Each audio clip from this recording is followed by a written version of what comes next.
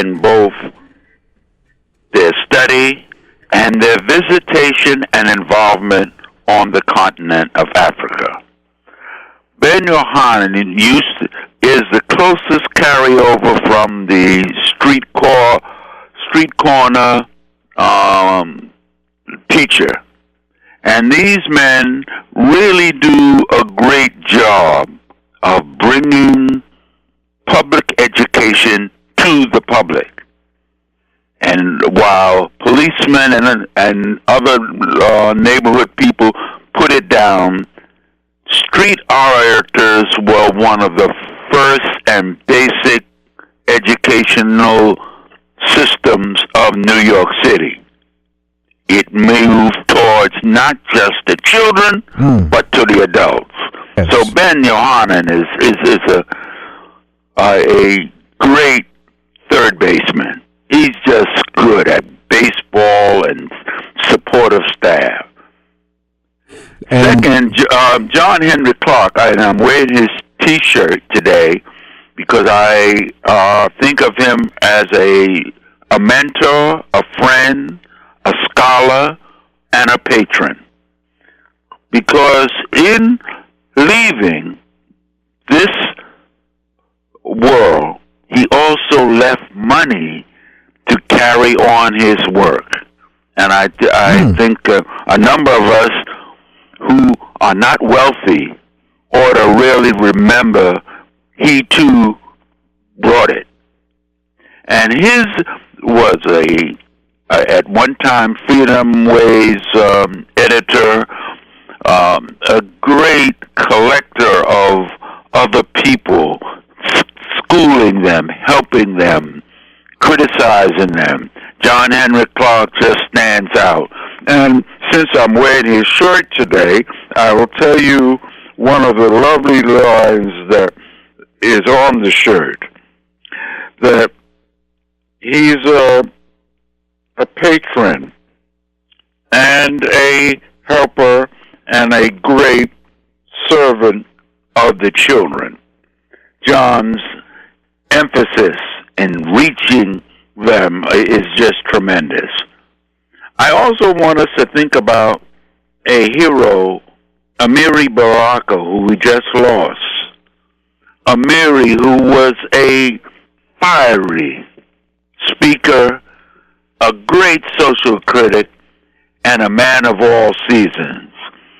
In his book that I had the privilege of writing a piece for, I saw him as one of the great orators at a funeral. He knew how to bury black men. He made us come alive. And he's just wonderful. And there's so many programs that are going to be given in his honor. And any person who has any evening, the Tuesday at NYU, there'll be at 6 o'clock, one for poets. And at the Schomburg, look in the Schomburg Center's winter program to find a number of excellent programs about Amiri Baraka. He was a great warrior.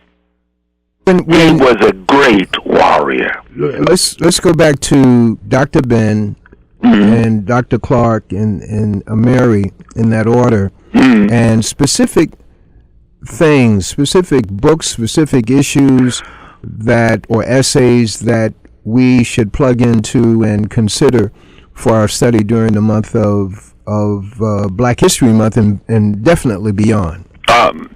I don't have many. I have many articles that Ben Yohanan wrote. I collected a lot from those of John Henry Clark, and particularly his book on Malcolm X is still available, and it's in paperback, and it is worth every maybe dollar that you will spend to read it. He collected a whole group of us who wrote on various aspects of Malcolm. Mm-hmm.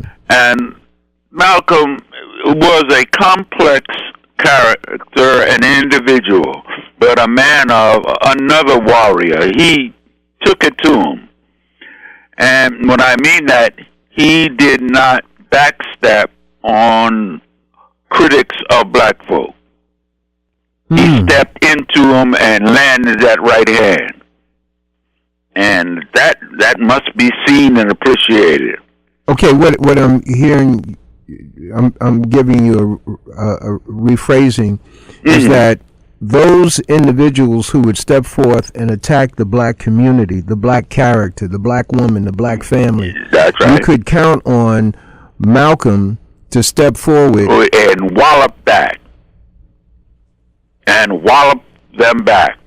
Now, we're talking about, when we talk about Malcolm in that particular characteristic, we're talking about a time that we're really not seeing today. We're talking about a time when if Malcolm didn't speak out, someone locally would speak out, but definitely Malcolm had the national stage in terms of being able to get that. And he was able at using that national pulpit to give it out, not to speak locally, not to speak softly, not to half step, but to, in simple, declarative, and forceful tones, present another picture. More about the critic than the criticism. Exactly. He knew, and he educated himself so that he was able to bring it to him. So that's one thing that we can latch on in terms of Malcolm. For those, there are a lot of folks, a lot of young people who do not know who Malcolm X is. Mm-hmm. There are a lot of us as adults who were on the fringe of the human rights movement during the 60s and 70s, never got involved one way or another, and cannot... We were too busy grabbing what progress was being made for ourselves.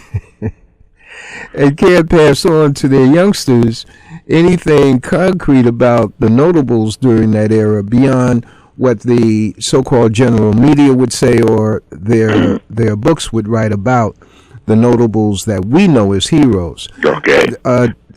We also have some local heroes who are still with us. Go ahead. And I would add to that Donald Smith and Sam Anderson, particularly for young people, because their strength and their zeal has been in trying to create new opportunities and new vistas for young people. And it hasn't been, many times it's like a lonely vigil. They've been out there battling. Share with us Sam Anderson and Donald Smith. Who are they? Oh, well, I'll take Don Smith because he's closer to my age. Don is really a student and a scholar of the United States, because he's traveled all around the states particularly, and each city that he has been in, New York, Pittsburgh, Philadelphia, and Chicago, have benefited from his presence and from his zeal. And he's an elderly person now, but his mind is youthful, and his spirit is one of a 7-foot-tall man. He's got a big spirit and a big heart. Donald Smith is an educator. Right. He also done college teaching and has created a annual activity at Baruch. That you have attended and I have attended, and they've always been thoughtful, great guests, interesting insights, and follow-up material. So Don Smith is one of the local warriors. Okay, and we'll add Dr. Don Smith is, when I say he's an educator, he is a pure educator who you do not hear on WNYC radio. You do not hear him on some other stations that quote are progressive. But he is, and when I say but he is one of the minds that they choose to overlook when discussing education issues. Bypass. They do not overlook him. Okay, go ahead. They bypass him. You raise the name, and they say, "Oh yes, we know him." Go the other direction. Okay. It's just I like to play around with words, and that's lately it's become one that I excellent do a lot. Dr. Sam Anderson. Sam Anderson is just.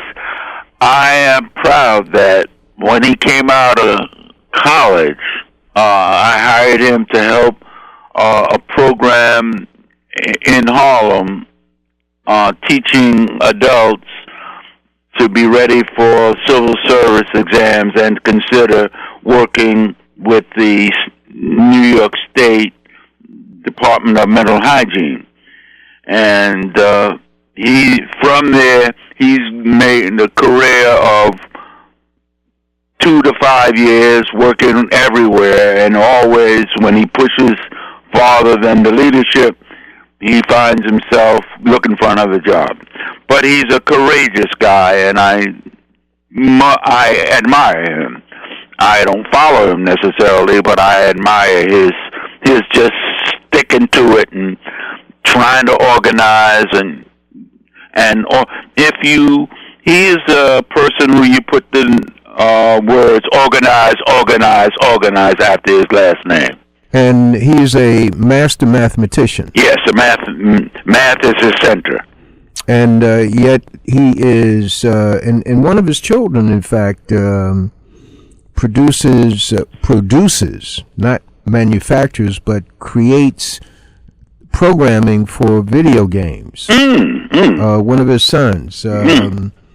Haven't had the benefit of interviewing him yet. But anyway, Sam Anderson is Dr. Sam Anderson, and one of his books, ladies and gentlemen, is Black Holocaust for Beginners. Yes.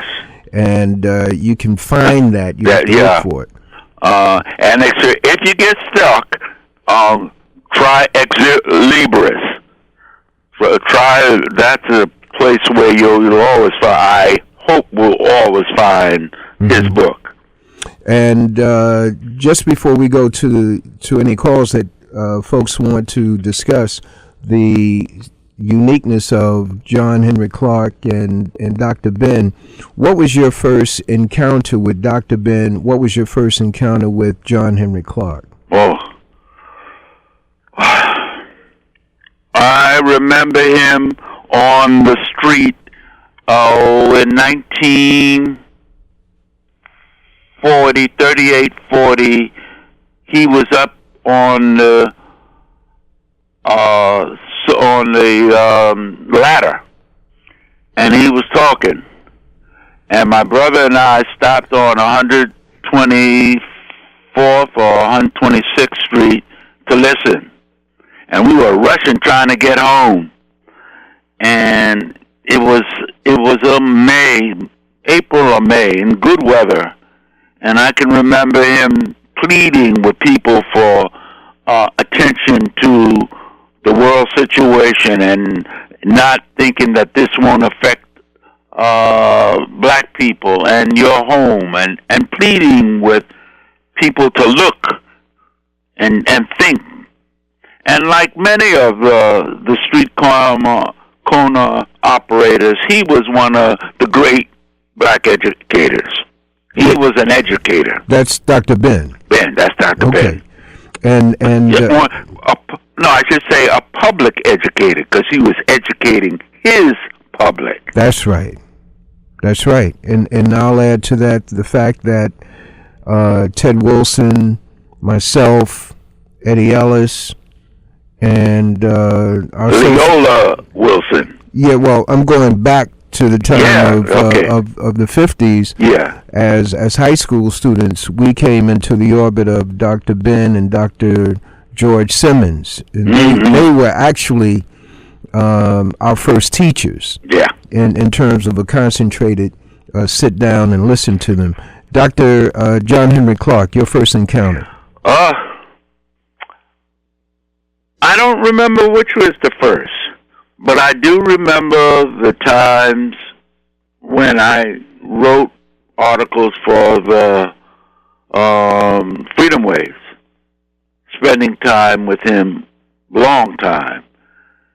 And the warmth and the generosity of that man, as well as his skills, were always apparent. He's a lovable man and a patron. I call him a patron because at times, writing during that period, there were, you would write an article and you would send it in and it would be printed. But since the money coffers were small, you wouldn't be sure until you got it that you would get paid for it. And he started he pushed and found ways to make that happen. And so when we took articles from that we wrote and got them into the public attention, he was really, and it still is always appreciated. Now, when telephone number here is 212-650-6903. I'm Brother Leroy, along with Brother Sinke and Brother Fahim in the house, representing the communicator team. And the telephone number is 212-650-6903. We only have a few minutes for these segments, the beginning segments. So if you have a question for Brother Charlie Wilson, we will entertain that right now. Thank you for your call. God bless you. You are on the air. Yes, sir, communicator team. This is Jay Smiling. Assalamu alaikum, Brother Leroy. Wa alaikum salam, my brother. Yes, and good afternoon to communicator audience. Hi, how are you? I want to do a general talk just very quickly. That getting up on the ladder was not necessarily one individual. When you think of that era, you have to think of the bookstore, the Tree of Life. Yeah. There was a general discussion yesterday about Bloomstein being closed down. Woolworth, right there on 125th Street, did not have any black workers. Yeah. The struggle began pre-1961. Yeah.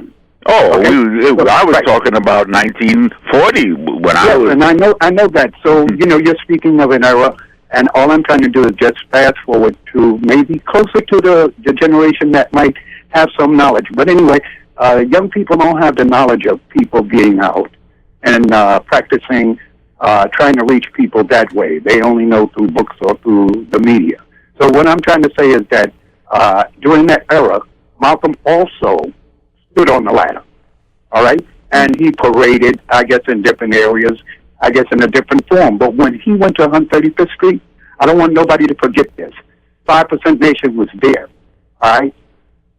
What you people might know as 5%ers, all right? 5% Nation was there. And I make that significant because that 1962 through 65 era, 5%ers were more active than even the so-called black Muslims, all right? Creating havoc, making things happen. And I'm speaking from the history of it. But those of you who don't know that era, I'm not speaking to you. I'm speaking to the older generation, all right? 5% Nation created problems that then were rectified by other individuals because they considered 5% Nation renegades, out of control youth. And which it did come to be because New York City Police Department, let's not fool ourselves, have infiltrated every organization that you can think of to include black Muslims. So let's not speak around the issue. Let's keep straight and direct to the point. We have to get together. Gentlemen, we must get together. Forget the statements, forget everything else. What are we doing right now, today? All right. Thank you, my brother. Yes, sir. Peace and love. Telephone number 212-650-6903. You'll be on the air with Brother Charlie Wilson, fellow communicator. And your observation. Brother Leroy? Yes, sir. I hope that the person who made that addition does not think of us as criticizing. He made an important addition and talks about how words and ideas get scrambled and made into propaganda.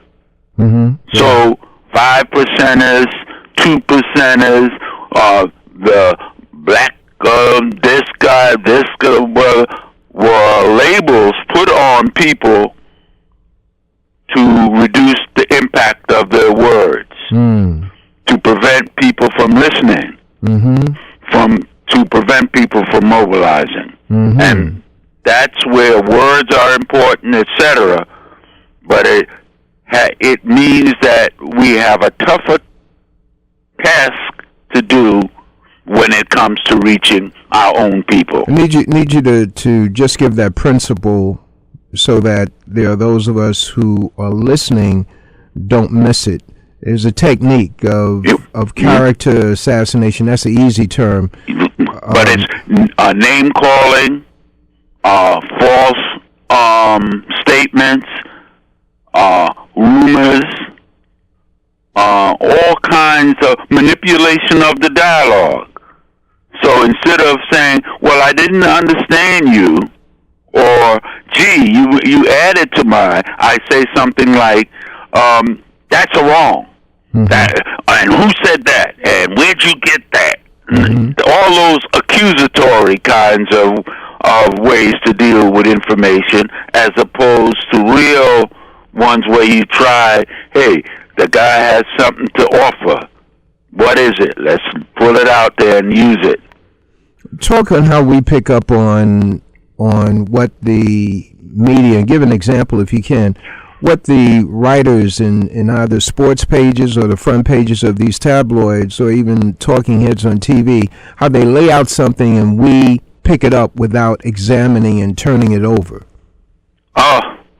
Well, they are so often a part of our lives that right now I find it hard to pull out one that is currently on the scene. But if you think about it, the accusatory action and the name calling of the football player Richard Sherman is one that you could think about, because they began by calling him a thug. Now someone said recently that the word thug now becomes a replacement for nigger. Right. Richard Sherman said that. He said that. Yeah. And it's all in the propaganda game. Because if you point it out, oh, what are you doing? Whose side are you on? Blah, blah, blah, blah, blah, blah, blah. Okay? And the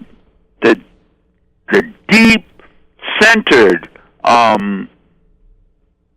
feeling is that they have about the fact that you're not going to get anything is obscured. You're the bad guy, the thug. Okay? And there are many more, but I would not want to just pop them off, because I have to really check them out and give them to you. But if we meet in the future, I will try to make a little list for you and have it on a card so that you can listen with the third ear. Just hold on a second, Charlie, while we let people know what the little children know in the community. You're listening to WHCR 90.3 FM, the voice of Harlem. And our guest in the Communicator first Black History installment here in February, and we say Black History Month installment. We look at Black History as being a 12-month operation, and that leads us to this. There is the dismissal or being dismissive of the importance of Black history. So, That's right.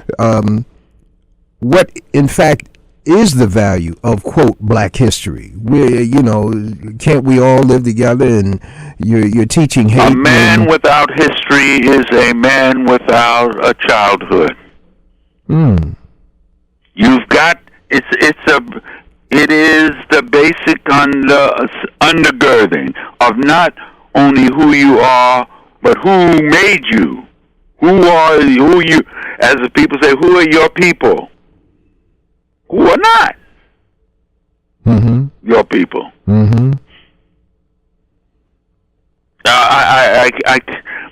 It makes you a person without history is a renegade. Is the best way I can think of it. He's just out there. He could be on anybody's side. And usually not on yours. Within that context of that question, explain what group consciousness is. Oh, my. Group consciousness is part of the awareness of an individual of his history, his backgrounds, his aspirations, and his goals. Okay. Group consciousness is a person's awareness of his history, his background, his family, his goals, and his aspirations. Now, the value... And to be without that is to be a renegade. You're running all over the place. You may not be aware of this. I don't say that people go around saying, gee, what did he say about me? But ask yourself, what do you know about your people? Who are your people? And why? Why? What did they do, or what did they left undone for us still to do? Okay. And what is our obligation to our ancestors? You have to have a group consciousness even to see a value in your ancestors as opposed to you just being here in the moment. That's an interesting word you use, perception. You perceive who are your ancestors and what were they doing? What were their lives like? How did they feel about? And why did they do that? Some of us who were raised by people who were part of early unions and unions that allowed black people to join have a kind of close identification with unions and mobilized people. Those who don't have that will say, well, what's the issue?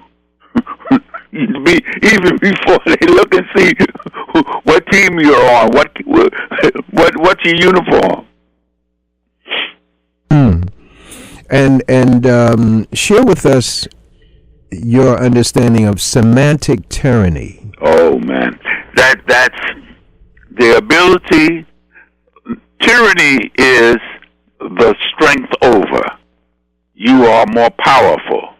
Semantic has to do with the meaning of words. So if you have the power to be over, to change the meaning, no, he didn't mean that. That means this.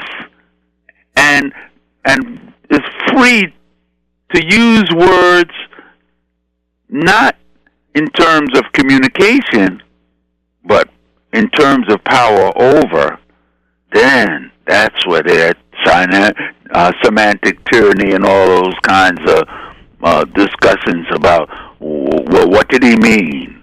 And it doesn't mean that. And he can't possibly understand that. You know, what relationship does that have to a people who have been targeted for oppression?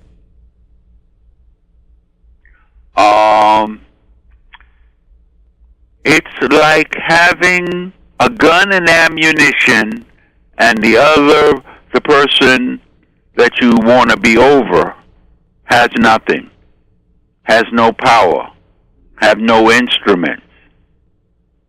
In order to break through... Doesn't have a radio station. Doesn't have a television station. Doesn't support. Doesn't cover the news. Doesn't have a newspaper. Doesn't analyze. A daily newspaper. Yeah. What? Doesn't analyze. Doesn't critique. Doesn't question. No, you're not. You don't have, because somebody else critiques for you. That's the tyranny. Oh man, you can't beat that back. Well, you can beat it back if you use your own mind. But you've got to have your own power pieces. You've got to have that. So you can argue. To be effective. To be effective. To be group effective. And to be group educative. The group educates you and you educate the group. And other people have their way and you say, no, that's not my way. Charlie, hold on. Brother Fahim has a question.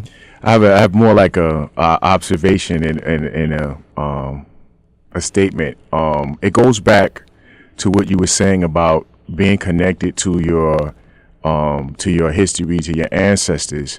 The importance of understanding the goal and the mission and the reasoning behind things that were done. I put it in this kind of picture. If our people were working towards, let's say, intergalactic travel, okay, and that was the goal through our ancestors, and they were working towards that, and they were making headway, and then this oppressor came into the picture, and now changed the entire focus of the ancestors. Now your goal is to overcome oppression. You're no longer before you can get back to work. Yes, you're not thinking about intergalactic travel now because now you've been your goal has been hijacked. Oh, okay. I appreciate your down to earth speech because hijacking is exactly what happened. Charlie, we are in the last minute. What books might our audience begin to consider reading, publications, etc.? Okay. I have a big fat list, so let's take it from the top. If you haven't read Chancellor Williams' book, The Destruction of Black Civilization, you ought to. If you want to go closer to home, try David Levin Lewis's book, When Harlem Was in Vogue. If you want to read about what the world has in trying to keep you where you are, I recommend Richard Benjamin's book, The Searching for Whitopia, a journal to the heart of white America. Unless, if you want to talk about schools and education and that have you, I would recommend that you read Biondi's book, The Black Revolution on Campus. The author's name? Biondi, Biondi. Biondi. Yeah. And the book? The Black Revolution on Campus. Okay. So the last two really get you thinking about what you call semantic tyranny, hijacking, covert and overt ways. Chancellor Williams' book is just a great book. Yes. It'll take you way back and bring you up to the present in very, very interesting ways. Did you have a chance to get into Promises Kept, the book by the husband and wife, which is based on their documenting, video documenting their two sons' education? No. Okay. Promises Kept. Promises Kept. And the person's name? Brewster. Joe Brewster. Joe and Michelle. And Michelle Stevenson. And it's a Random House paperback. We interview him. We interview the two of them tomorrow morning on Respectful Life, and for you and the audience, all you have to do is read the introduction, and you're taking on a trip. Okay. You're taking on a trip, and very significant about this book is that we've seen guys come in the black community, teach for 4 years, and write books like John Kozol and some of these other guys, and they become experts on education in the black community. Here's a husband and wife who decided at the very beginning to document the journey of their two sons' education, and they fortunately are writing from their perspective. So. And their experience. And Charlie, just that last book, that Revolt on Campus, what's the value of that book? Well, it tries to, we went through a period where we tried to extend and open up higher education to more and more black people. Right. And it was quite a period, 70s, 60s, 70s, and a fringe in the 80s. And it may be, now that we're 25 years past that, and take a whole look at what we mean by progress. And how some of the things that you've gained at one period can be lost, and you're talking as if it's alive when it was dead. Now, Charlie, I'm waiting on our next guest to call in. You're talking about the period that you're talking about. I haven't read the book. You're talking about the period when the human rights thrust open opportunities for black men and women to gain entry into higher education, right? Including here at City College, which had a closed-door policy that was covert, but blacks got in. All right? Yeah, you had, we call it CUNY, because it involves more than just City College. Yes. All the colleges in the city that are public. Hunter.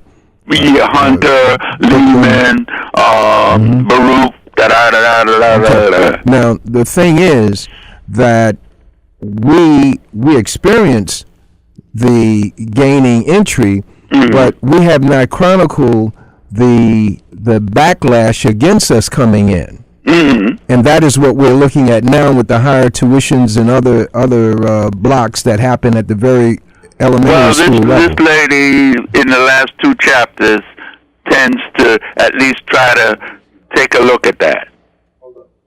You see? She starts off at the beginning. And when the furor and the noise and the media even were coming to our aid by sharing certain bits of information. And she ends up with the silence, how everything gets silent, so you can't even find out what the devil's going on. Charlie, that is the last comment on this installment on Black History Month. I want to thank you very much. Our next guest is on the line, and we'll be coming back to you during the month of February on more specific topics so that we can gain the benefit of your reading and your writing and arithmetic. Okay. All right? Thank you very much, and to your listeners, the best of trying to get some of these books and get information during this month. All right. God bless you, my brother. Peace. Peace. And our next guest is someone who's involved in a tribute to Brother Mary Baraka and Jane Cortez. The event was mentioned by Charlie Wilson in our first segment. We're very happy to have with us Sister Rashida Ismaili. God bless you, my sister. Assalamu alaikum. Wa alaikum salam and barakallah. Blessings to you. Thank you, my sister. And this event that's coming off Tuesday at NYU is a major, it's the first of many tributes to our brother Mary and Jane Cortez, who passed early 2013 or late 28th of December 2012. 12. She just missed 2013. Tell us about Jane Cortez. Who was she? What's the significance of her writings? Jane Cortez is a very interesting person on many levels. On one level, she represents a kind of African American history that we don't always acknowledge. Her grandfather was in World War I, and he ended up marrying a woman from the Philippines, brought the woman back to the United States, and then he was a military person, as was her father. So she was born in Arizona. And when Jane started to self-identify, she took her grandmother's surname as her name. She was very artistically inclined. She loved dancing and painting and arts as well as drama. And she was very involved in the arts and drama scene when the family moved to California. Her parents, as her father was a military person, retired as such, her parents were community activists, so Jane comes to activism in a very real way. And by the way, she actually continued to make contact with her relatives in the Philippines and went on many occasions to the Philippines to visit cousins, and those cousins also visited her.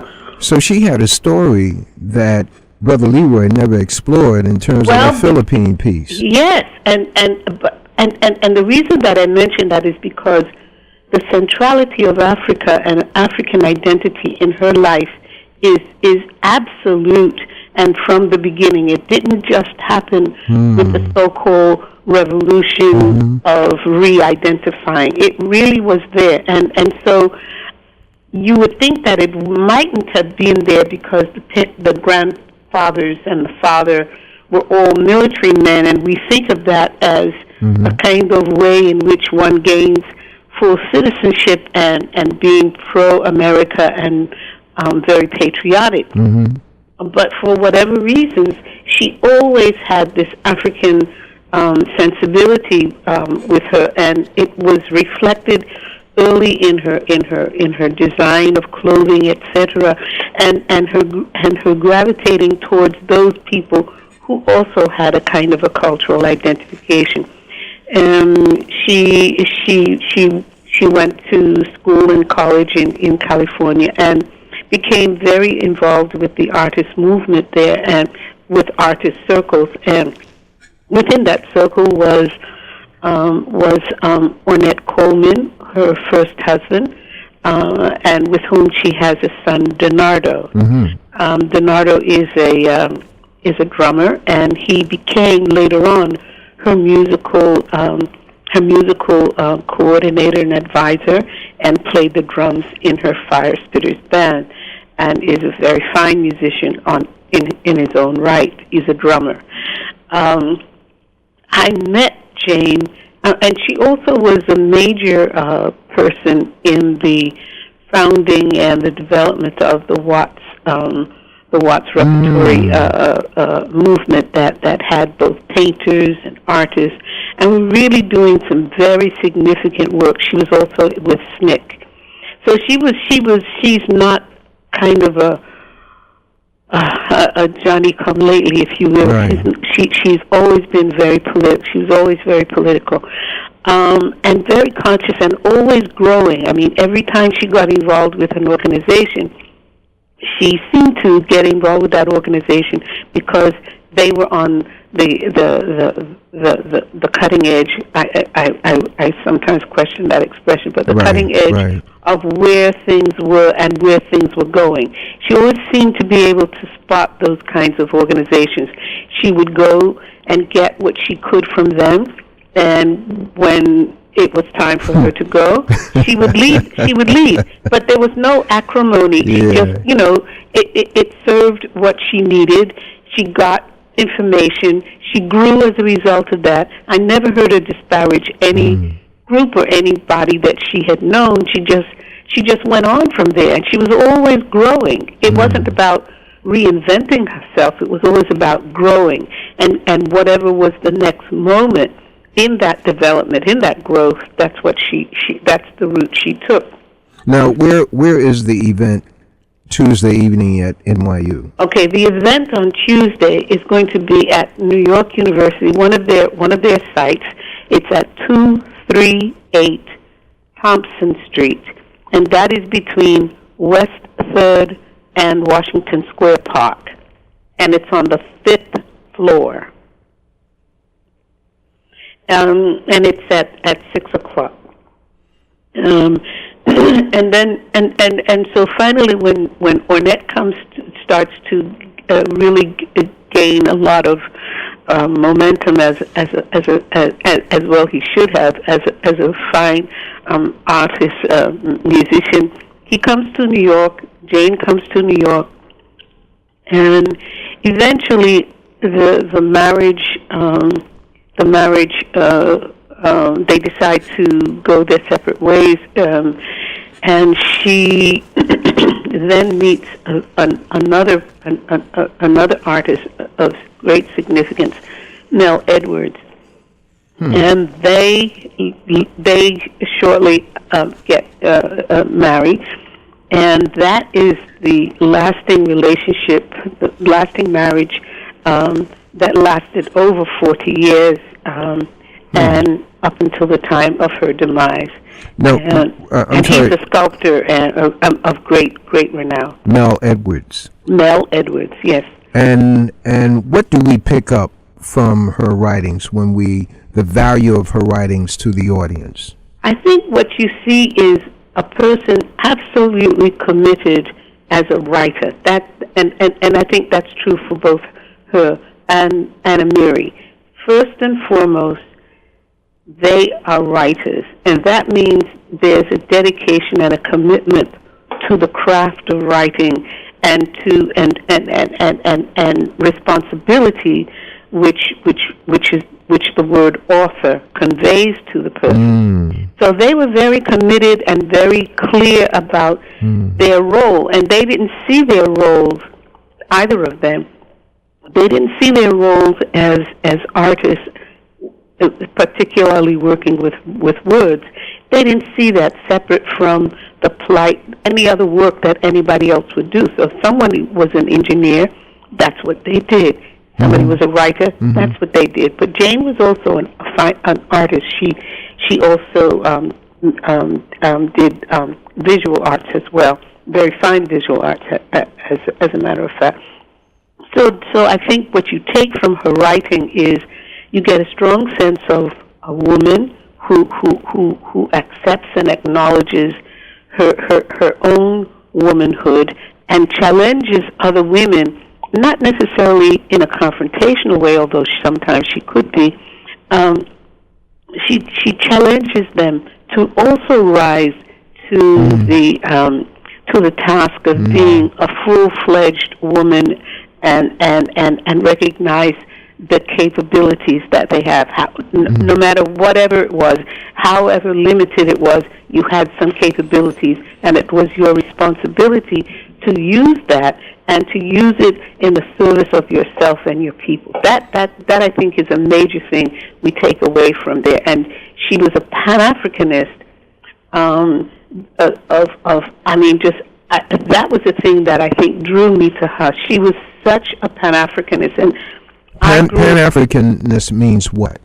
A Pan-Africanist is one who embraces the African person in themselves and in other Africans, and does not see barriers, land demarcation, point of birth, but rather as a part of the African, or the African nation as a whole. So whether you were born in South Carolina or South America or South Africa or Ghana, it didn't matter as long as your you saw yourself as an African, and you saw yourself as having a commitment and a responsibility to helping Africa, your African self, and your African brothers and sisters. And where there was joy in the African nation or people, regardless of where we were located, whether it's Papua New Guinea, whether it's in the Philippines, whether it's in Brazil, whether it's in Ghana, Kenya. It didn't matter. It did not matter whether you're in England and you're calling yourself English, but you were born in Jamaica and Nigeria. It doesn't matter. That's a Pan-African. It's one who embraces us as a people. I want you to give the address. Is there information number on the event at NYU? Okay. Once again, the number, the address is it's NYU, and it's at 238 Thompson Street, and that is between West 3rd and Washington Square Park, and that and it's on the 5th floor. It is sponsored. It is sponsored by the Institute for African American Affairs, and as you know, that's the head of that is Dr. Mancha Diawara. And if you call, if you just click on Institute of African American Affairs at NYU, there is a link, and it will link you to how you go about getting the information. It puts you also on their email, so that when they have future events, you'll be automatically notified, because they do a lot of things now by email. And they're doing a lot of things during the month of February and beyond. And the Institute is. And before we leave you, you are a poet and you are a professor. Yes. And where are you from? I'm picking up this accent. Originally, I was born in what was then called Dahomey, and which is actually the correct name. I was born in Dahomey, as was my mother, but my father was a Nigerian, and on my mother's side, there is the connection between the Dahomey Ashanti Empire, so Ghana and Dahomey mix. So I'm a real West African in the true sense of the word. But I just wanted to say one thing about Amiri quickly before we end. Yes. I had the great fortune of being friends to both of them since the 60s. I actually knew Amiri a couple of years before Jane, but I can say that it was a friendship. It was really a familyhood. I really see myself as a member of their family, and they a member of my family, and I grieve for them as a family member, not just as a friend, but also their commitment, as I said, to writing. I remember when Amiri's daughter was murdered. It was a very, very tense, stressful, as you can imagine, emotional time. And Amiri was sitting all the time at his desk. He was writing in the midst of all of that, and then all of a sudden this wave of grief and anger would come over him, and he'd start screaming and raging. I can't believe he killed my daughter. I can't believe he killed my daughter. And he'd scream and rage, and then he'd go right back to the writing. I think that kind of thing, when he didn't necessarily carry a gun or these things, but his pen and his engagement, I can't stress how passionate he was. Amiri would take on anybody, any issue, anytime, anywhere. That's right. This thin, small, slim person who wasn't a quote alpha male, but you knew that there was strength there. You knew there was power to be reckoned with. The loss of Mary was not just the loss of a writer. They say when you lose a scholar, you lose a library. When you lose a warrior, you lose an army. So we lost both. Well, when I say we lost both of them, in both of them. Yeah. I mean, it really, and I can't tell you what it's been like for the last 2.5 years. There's such a wide space around me. It really dawned on me when Rosa Guy died. Mm-hmm. And I thought, my God, it's not so much that she's a few years older than me. When you're 20 and someone is 30, 32, and they've already had about 10 books published, and they've done all these things, they seem enormous. They seem just really sage. I mean, they seem so much older and wiser. And then you realize it's only 12 years or so. But when she died, I realized there's nobody like that behind her. There's this huge space, and I teach in creative writing. I can tell you, nobody's writing those little stories anymore, like Ruby and the Friends, and you know what I mean, and On This Island. There's nobody writing those little stories. We think that they are passé. We're now trying to do dystopia this and avant-garde that. And I don't belittle anybody for that.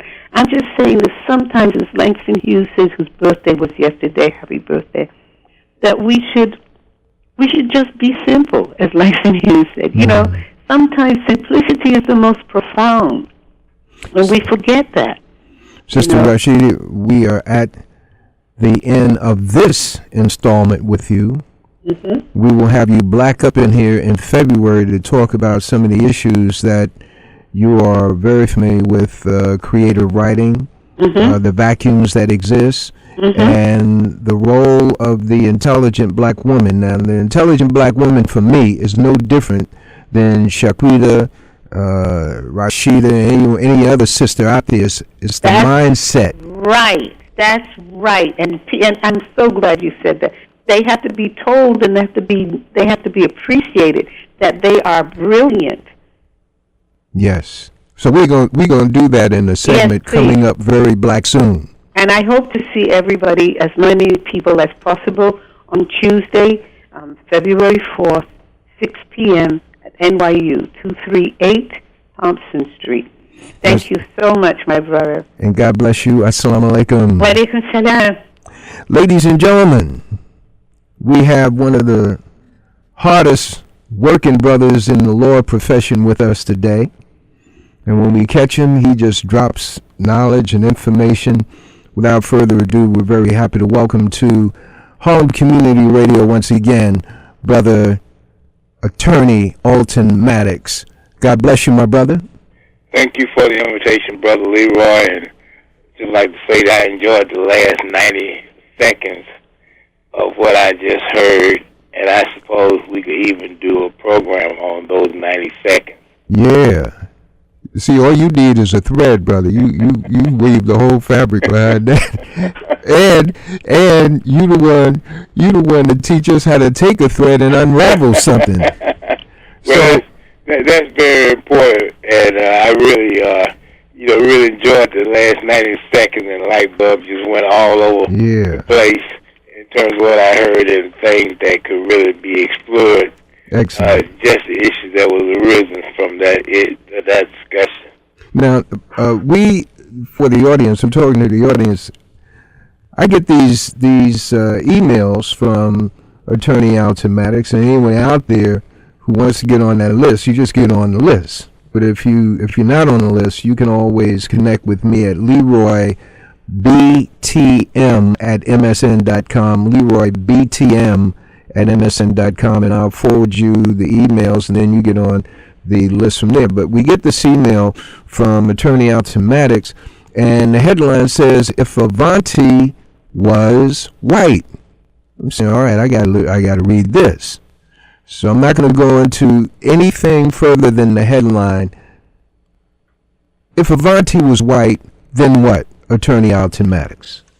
Well, if Avante was white, that would have already been, according to the law, the medical examiner's report, which we do have, which would have then tripped into an automatic grand jury investigation, and then there would have been an extensive search for those who did what they did for various reasons.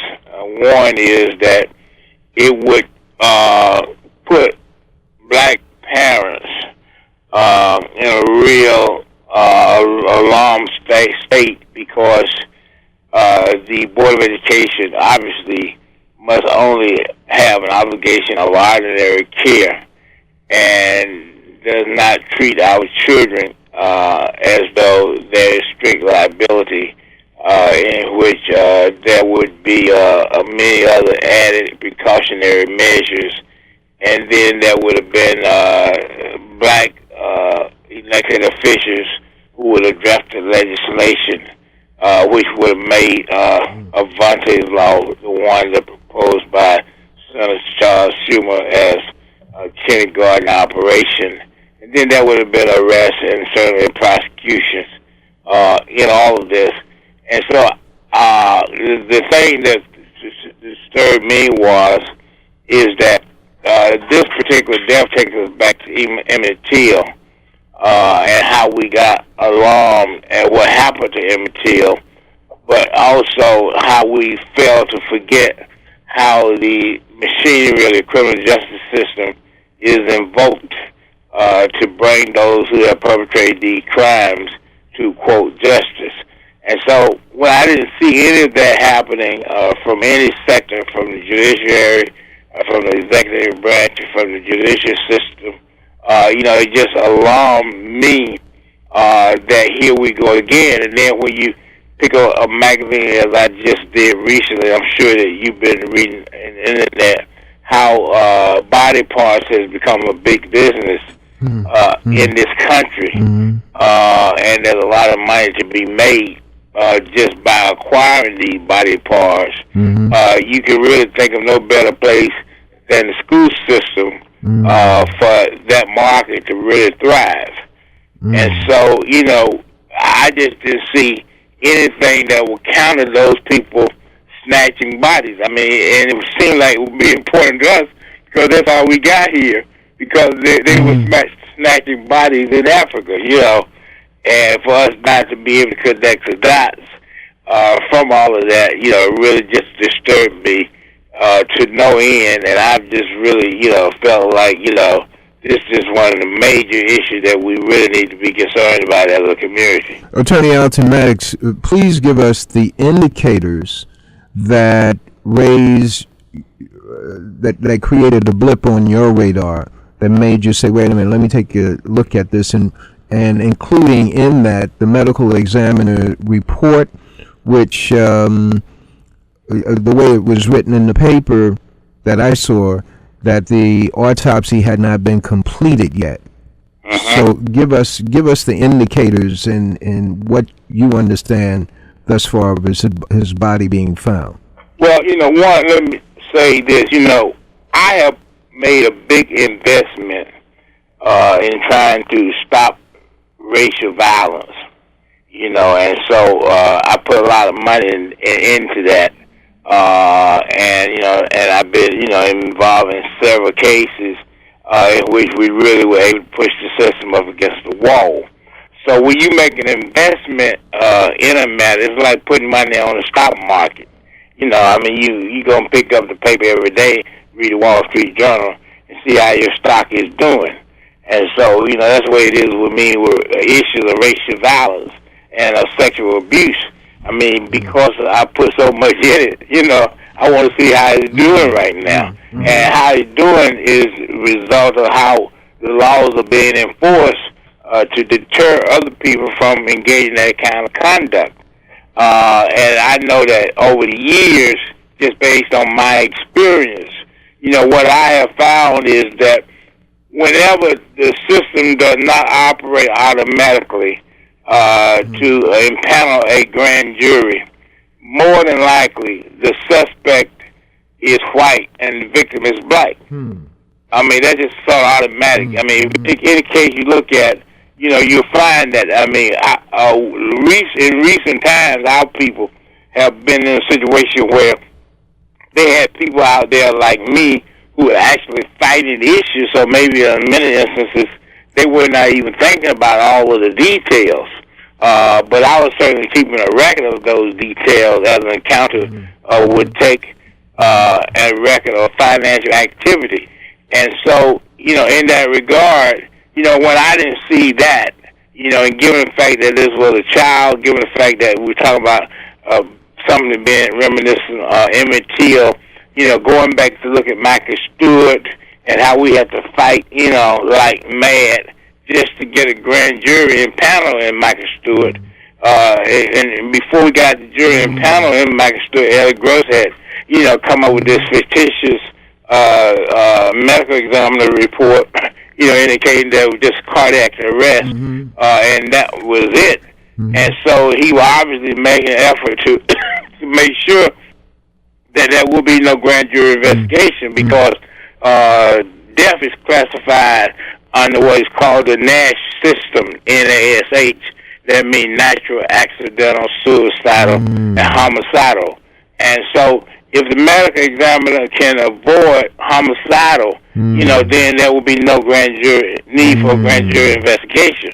But once the medical examiner, has to conclude, I mean, right at this particular point, even if the findings are preliminary, I mean, the mere fact that you have a body without limbs and the circumstances, whatever the medical examiner's final conclusion is, it would be surprising that he could claim anything but homicide, even at this point.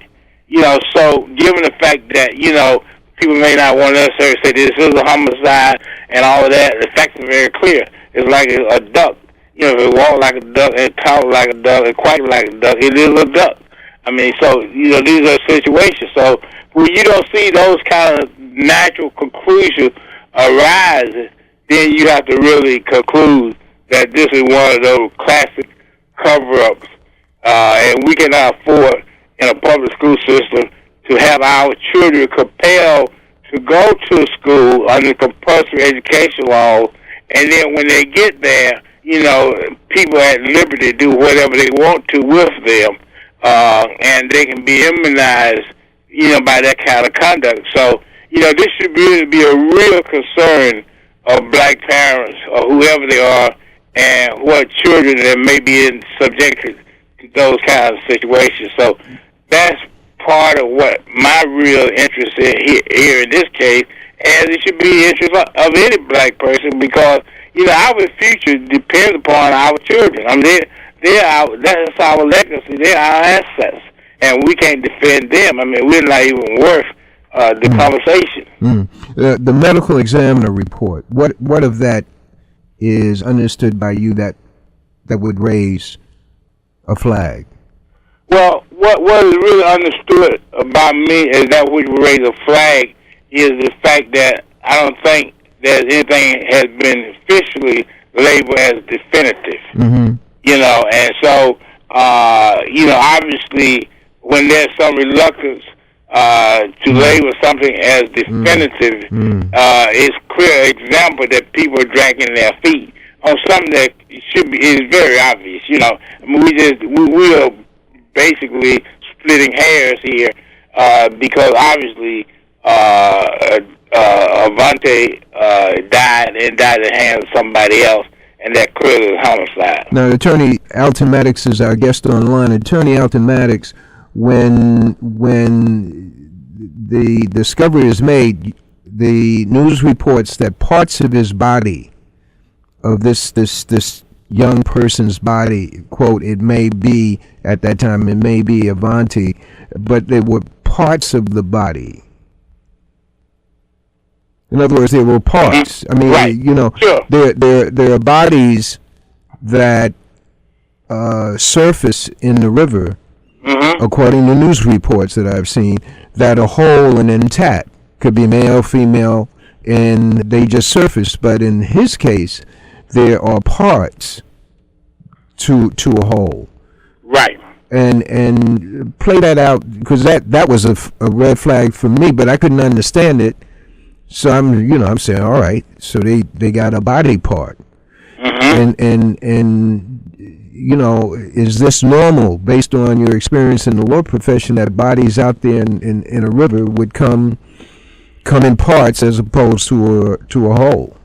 Well, the thing about it is certainly, it's that possibility, but with the technology and the science that you have today, I mean, if you find a part that belongs to a whole and is not attached to that whole, certainly the technology that people have today can readily resolve the questions that would be at hand.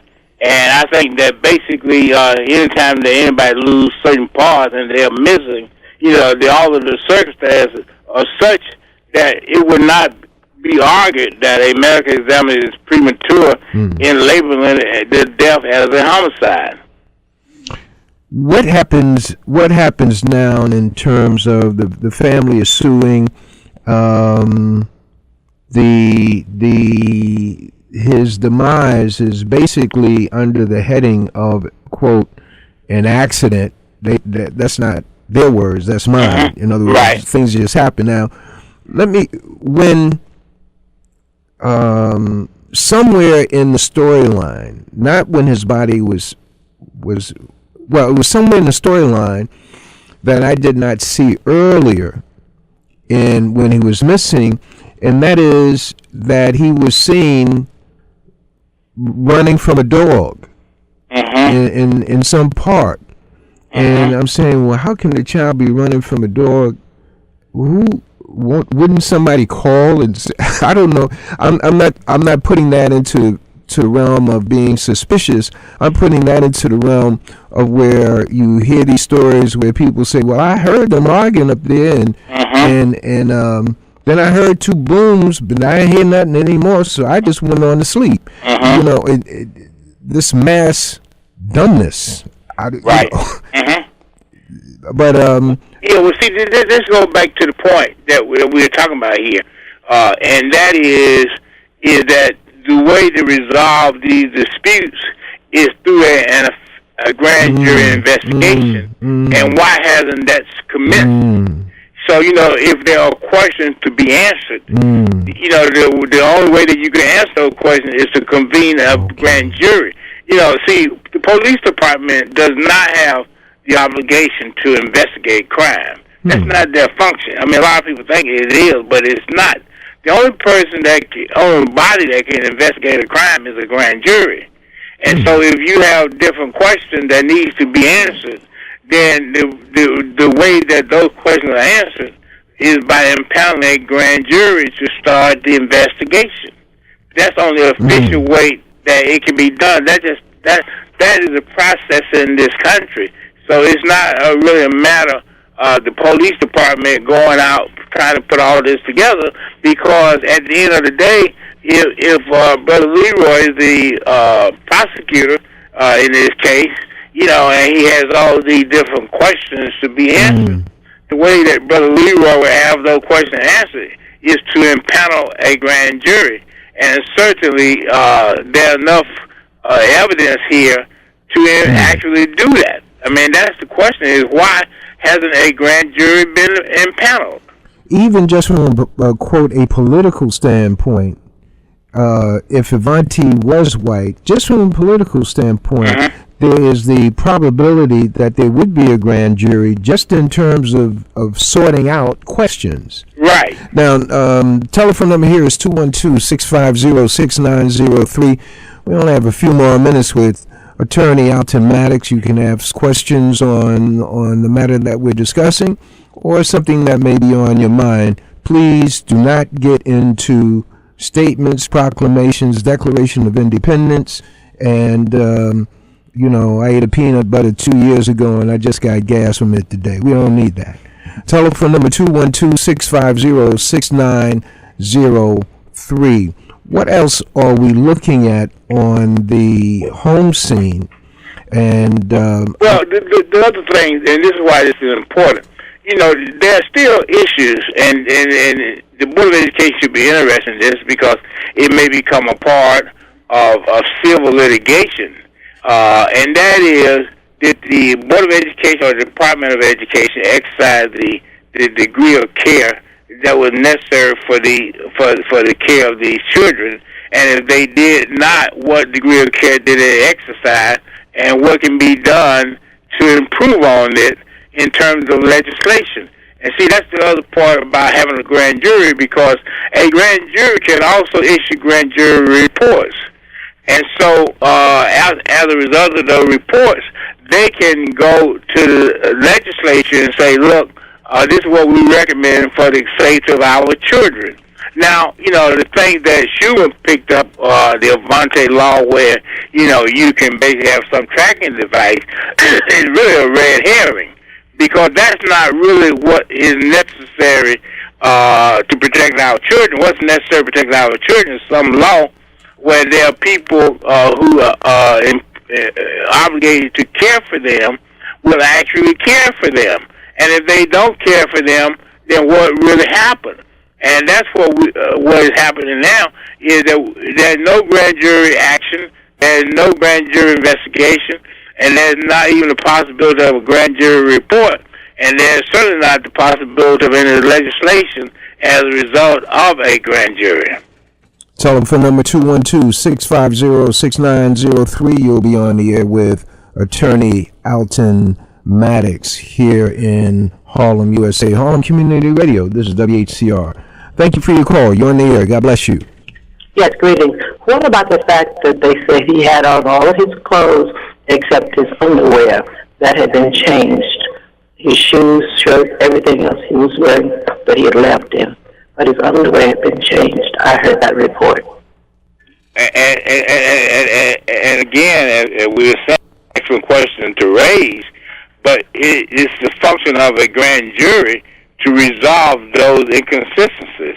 I mean, that's the only official way that it can ever be resolved, is through a grand jury. But when you don't impanel a grand jury, then it's always going to be a question mark. And that's my point. Why at this stage, after all of this time, and after all of this supposed concern, has no grand jury been impaneled to really look at the evidence here and to explain what may have happened and why there hasn't been a grand jury report fashioned as a result of all of this. This is the real process. And see, my concern, Brother Leroy, is that, black people always get shortchanged. And, and sometimes we don't know what our rights are, and then if we do know what our rights are, we don't know how to enforce them. And so, obviously, a lot of lawyers, would keep quiet and look for hush money, which is a profitable industry, and then go from there. But then there are other people who really legitimately have a real concern for our children and what does it really take for them to be protected, and to make sure that whatever protections are necessary are installed. Because we look at the New York public school system, what is striking is that this system is akin to slavery, in the sense that the children themselves have no voice, and the children are really personal chattel. So you were talking about chattel slavery.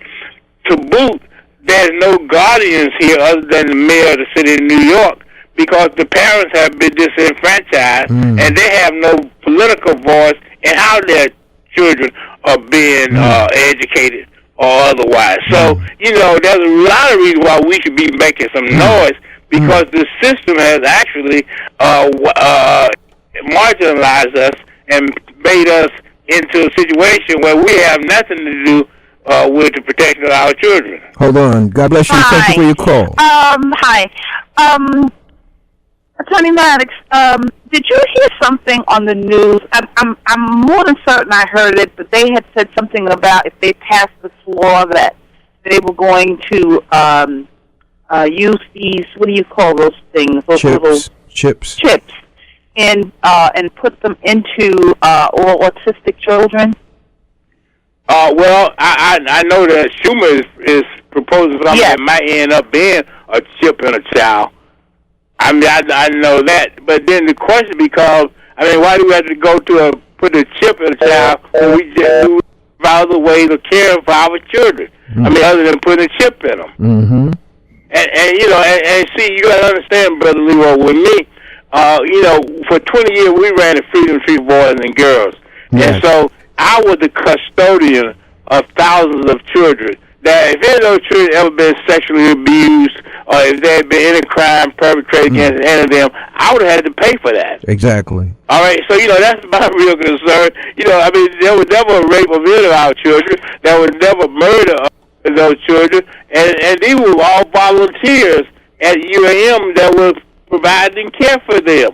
Here you have a school system that's paying billions of dollars for care, and something like this comes up, and nobody wants to know any answers.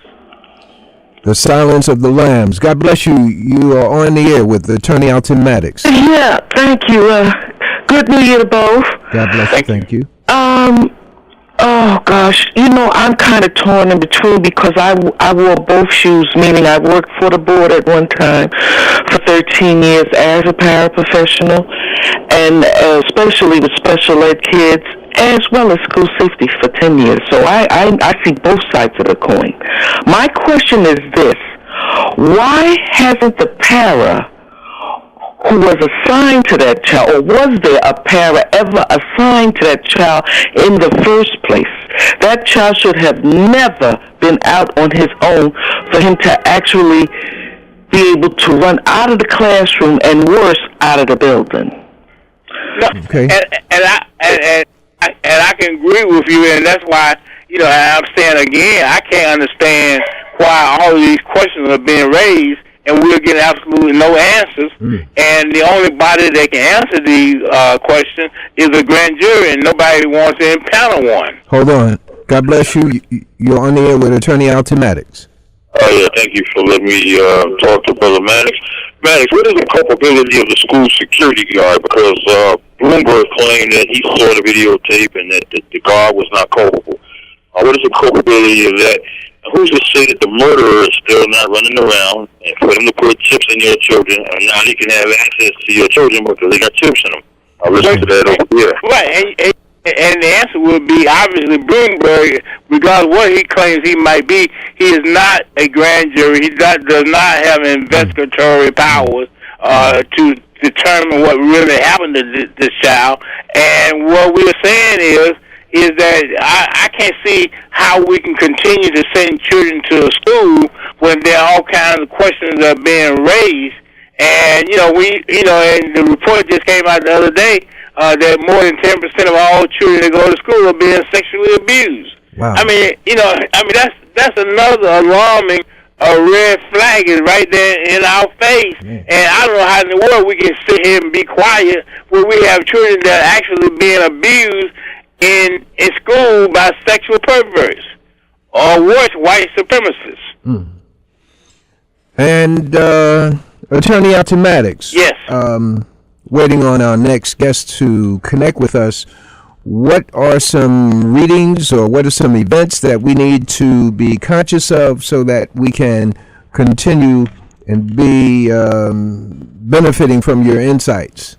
Well, one thing, Brother Leroy, on this coming Wednesday night at Brooklyn Christian Center in Brooklyn, that's 1061 Atlantic Avenue, we're obviously going to go in greater detail.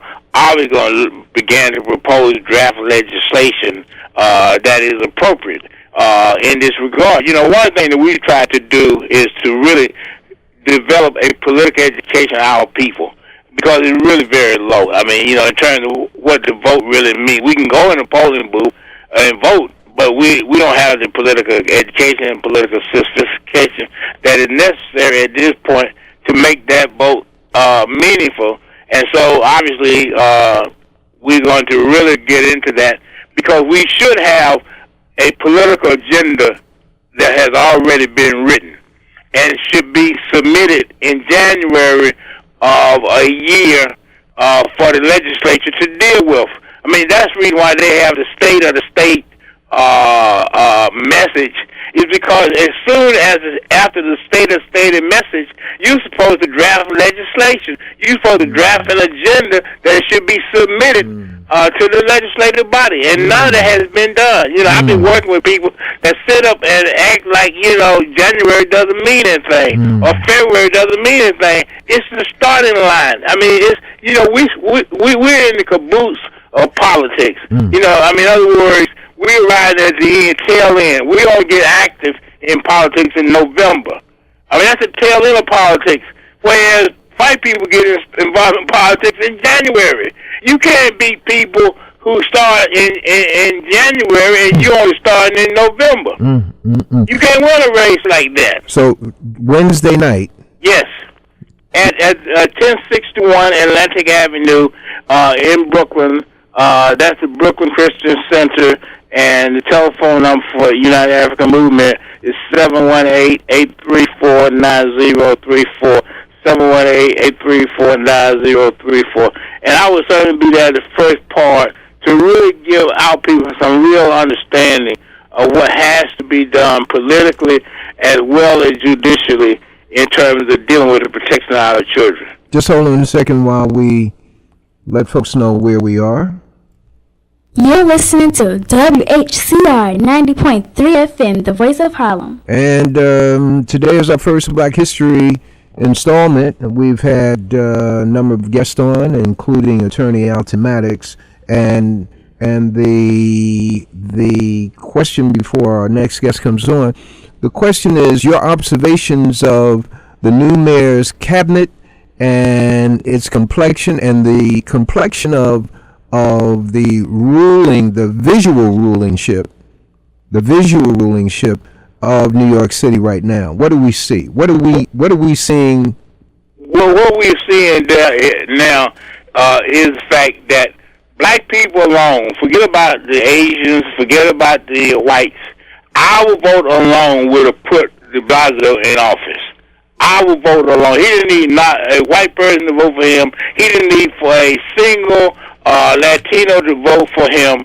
Our vote alone, that's something that is official, would have put him in office. And we've been meeting on Monday night under the stewardship of Reverend Dennis Dillon to begin to look at that vote. We screwed up, okay? It's nowhere in the world that somebody, a group, can put a person in office without any support from whites or Latinos, and we get the short end of the stick. Now, that's something seriously wrong there. It's something seriously wrong with us politically. It's something seriously wrong with us legally. And, you know, Kwame Ture approached me and said, brother, you know, you need to give our people political education. Well, you know, I tried to start doing that by writing Amsterdam News and doing the various other things that I've done and writing the emails and everything else under the sun. But you know what? If I could speak to Brother Kwame right now, I say, you know, Brother Kwame, it's very good for you to tell me what we need to do. The only problem is that we got to start at special education and remedial education and voter education before we get to political education. That's how far off we are. And we are absolutely financing and endorsing our oppression.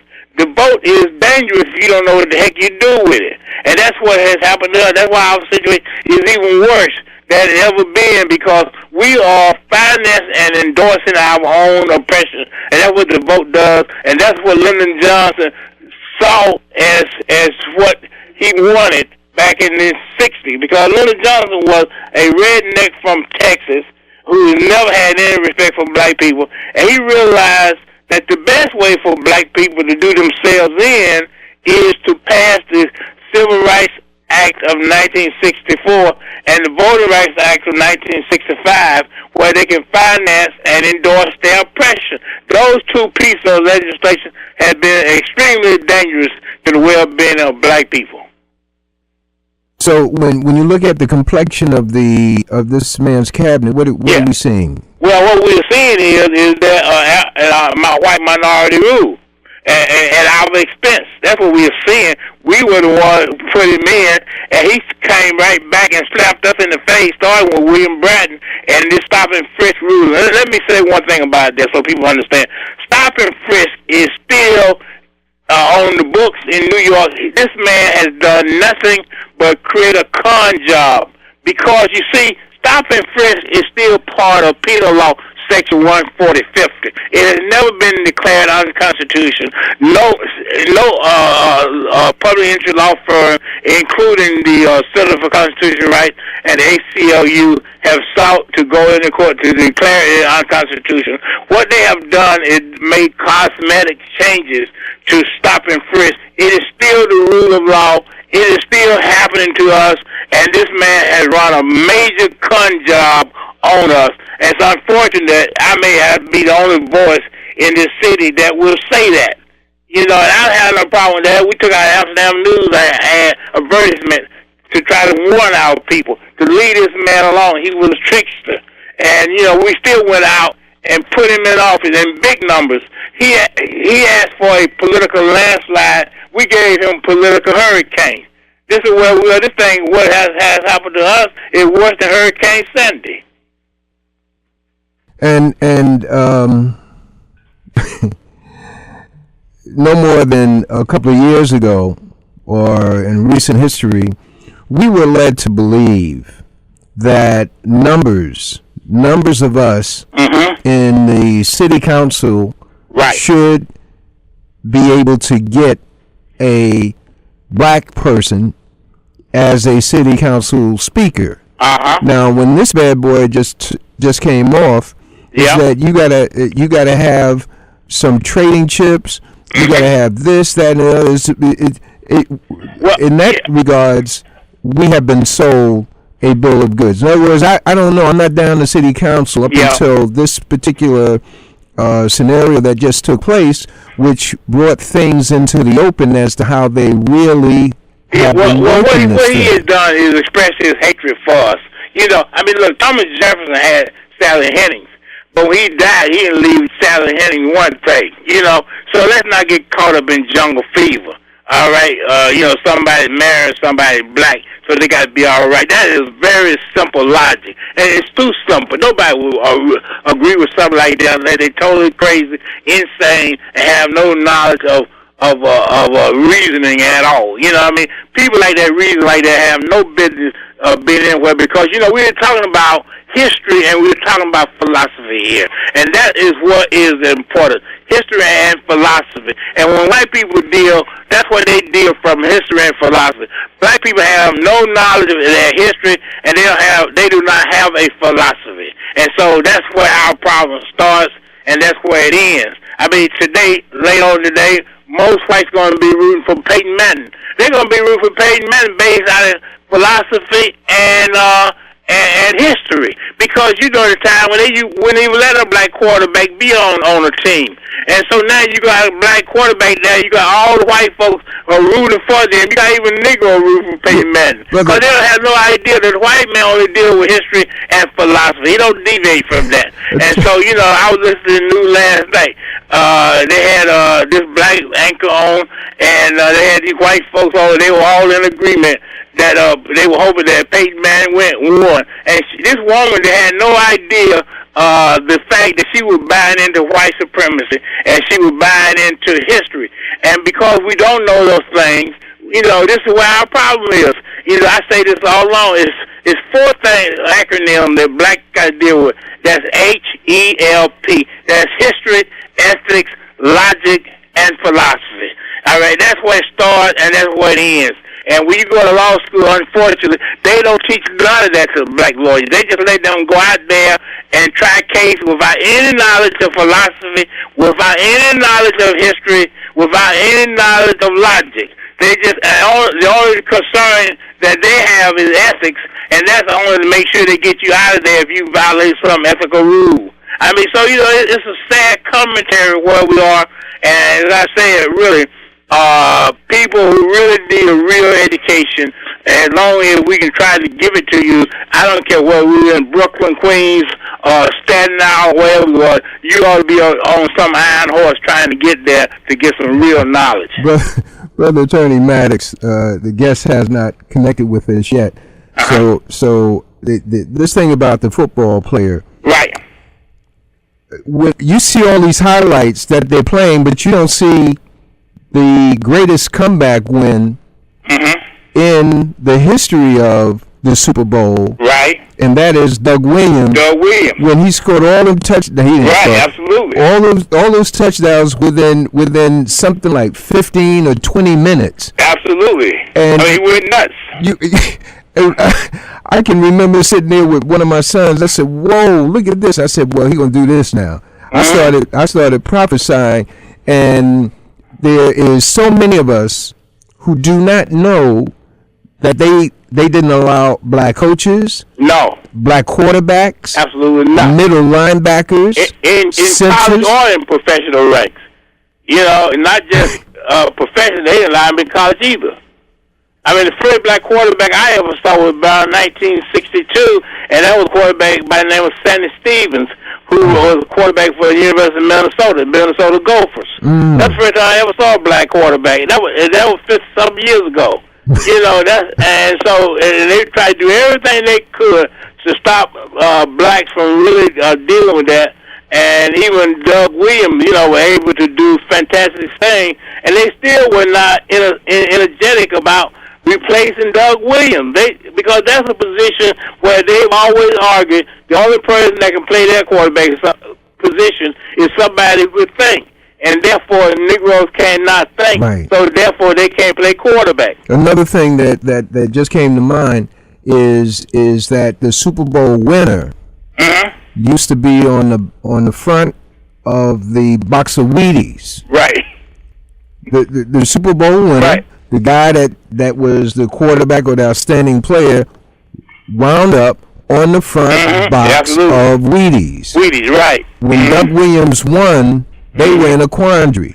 Absolutely. So they put him on a box that was distributed locally in D.C. I couldn't. Now, naturally, brother Leroy would still have that box of Wheaties in my house. Right. Because you don't see no black boy on the front.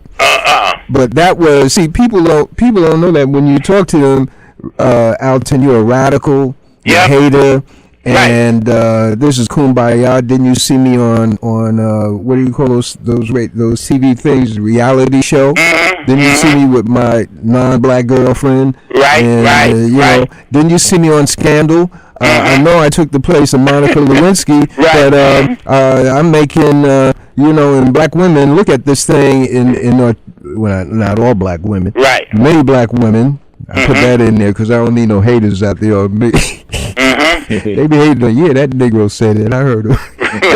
they take Scandal. They take Scandal as, and they have their little daughters sitting there and looking at it. Absolutely. Without understanding what that thing is all about. Right, absolutely. And there's no question about it. I mean, this game tonight is definitely in black and white. I mean, no question about that. And I would certainly be rooting for Russell Wilson and all of the other boys, Marshawn Lynch and everybody else under the sun, because that's really where white America is not going to be tonight. They're going to be everywhere but with a black team and with black players, and certainly going to be against Russell Wilson, and they're going to be against this boy that came out of Stanford, Richard Sherman.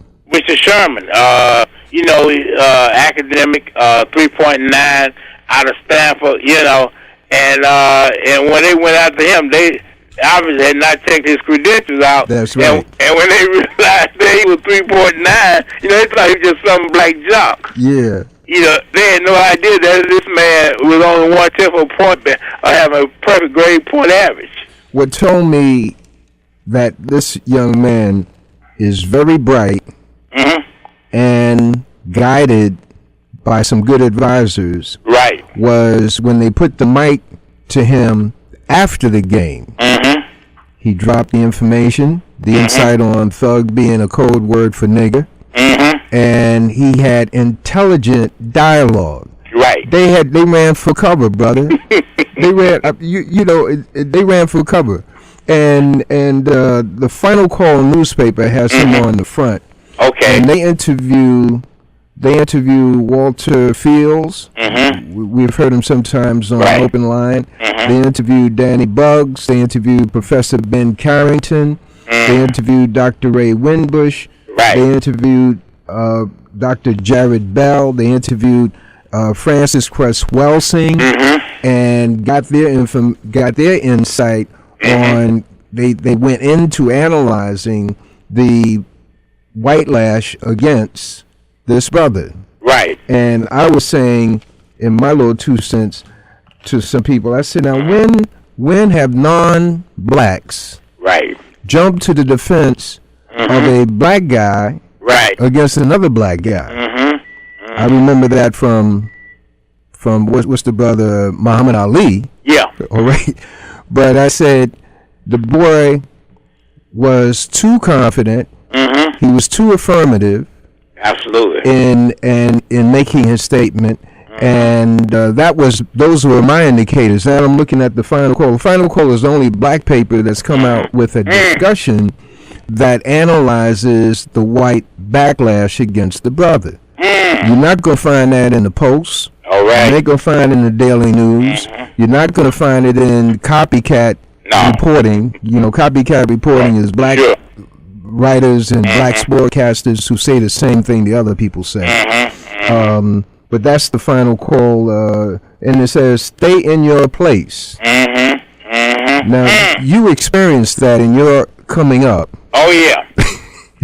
Very, very big time. I mean, that's really, and the reality of what black people also have to understand, the American jurisprudence is based on natural law. And natural law, its main maxim is to stay in your place. That's just part of what white folks see as nature.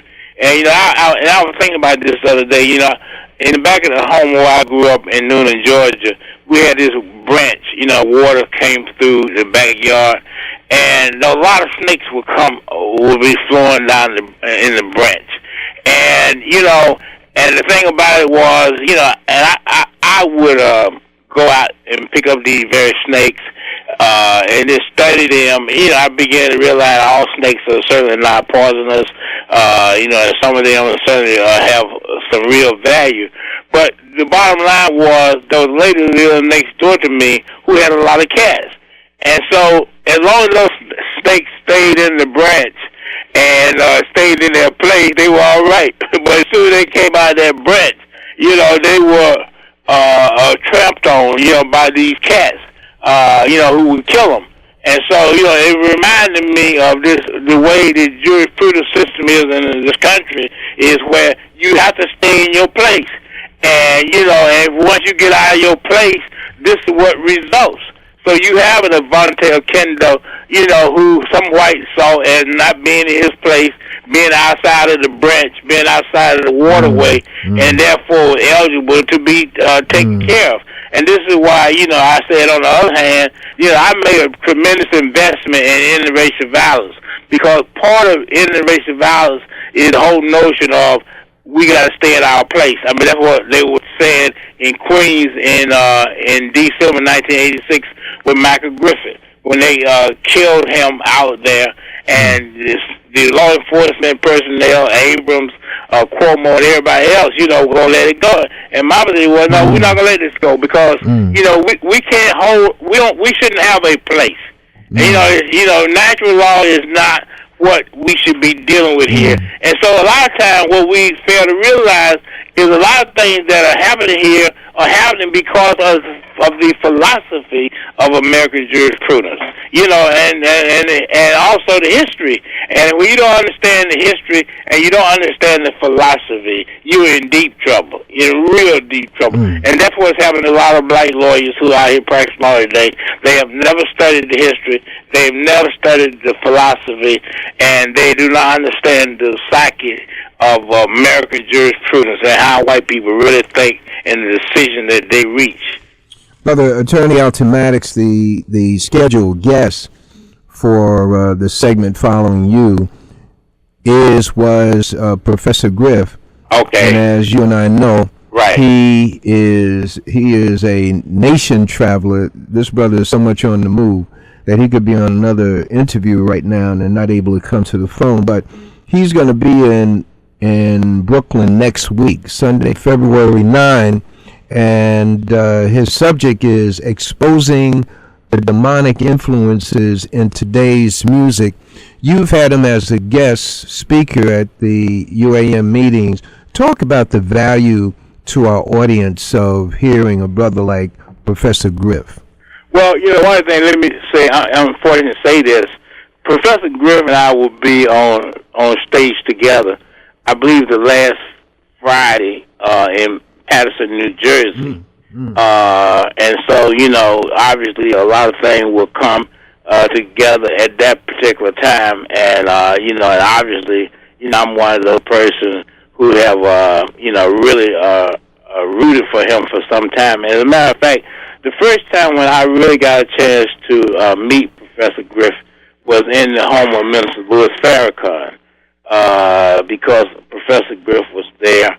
And so we had a chance to really engage in a lot of discussions at that time. And I've always had a very high, regard for him and the work that he has done and how he has tried to dissect things. Because, as you know, he could have, I'm sure, gone the other way and made a lot of money if that had been his choice.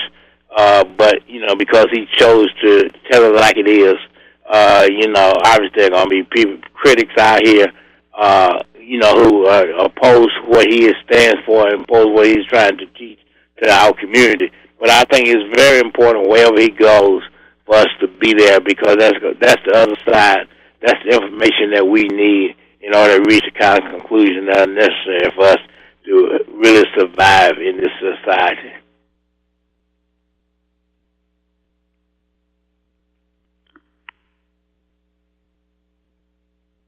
And Attorney Automatics, in terms of Professor Griff, when he comes, you tend to have a full house, and describe the age range of people who come to see him. Well, I think you're absolutely right, because a lot of times, when we have a lot of forums, you have a lot of more seasoned persons there. But when you get an opportunity to have Professor Griff, you're certainly able to reach a lot more young people, and that's what it's really about. And I think that what we have to do is to find a way to make a connection with our young, because there was another speaker who's going to be with us, and he raised the question why our children hate us. And and we have to ask ourselves: are we really doing the things that are necessary in order for them to really marry? Why do our children hate us? Are we standing up for them?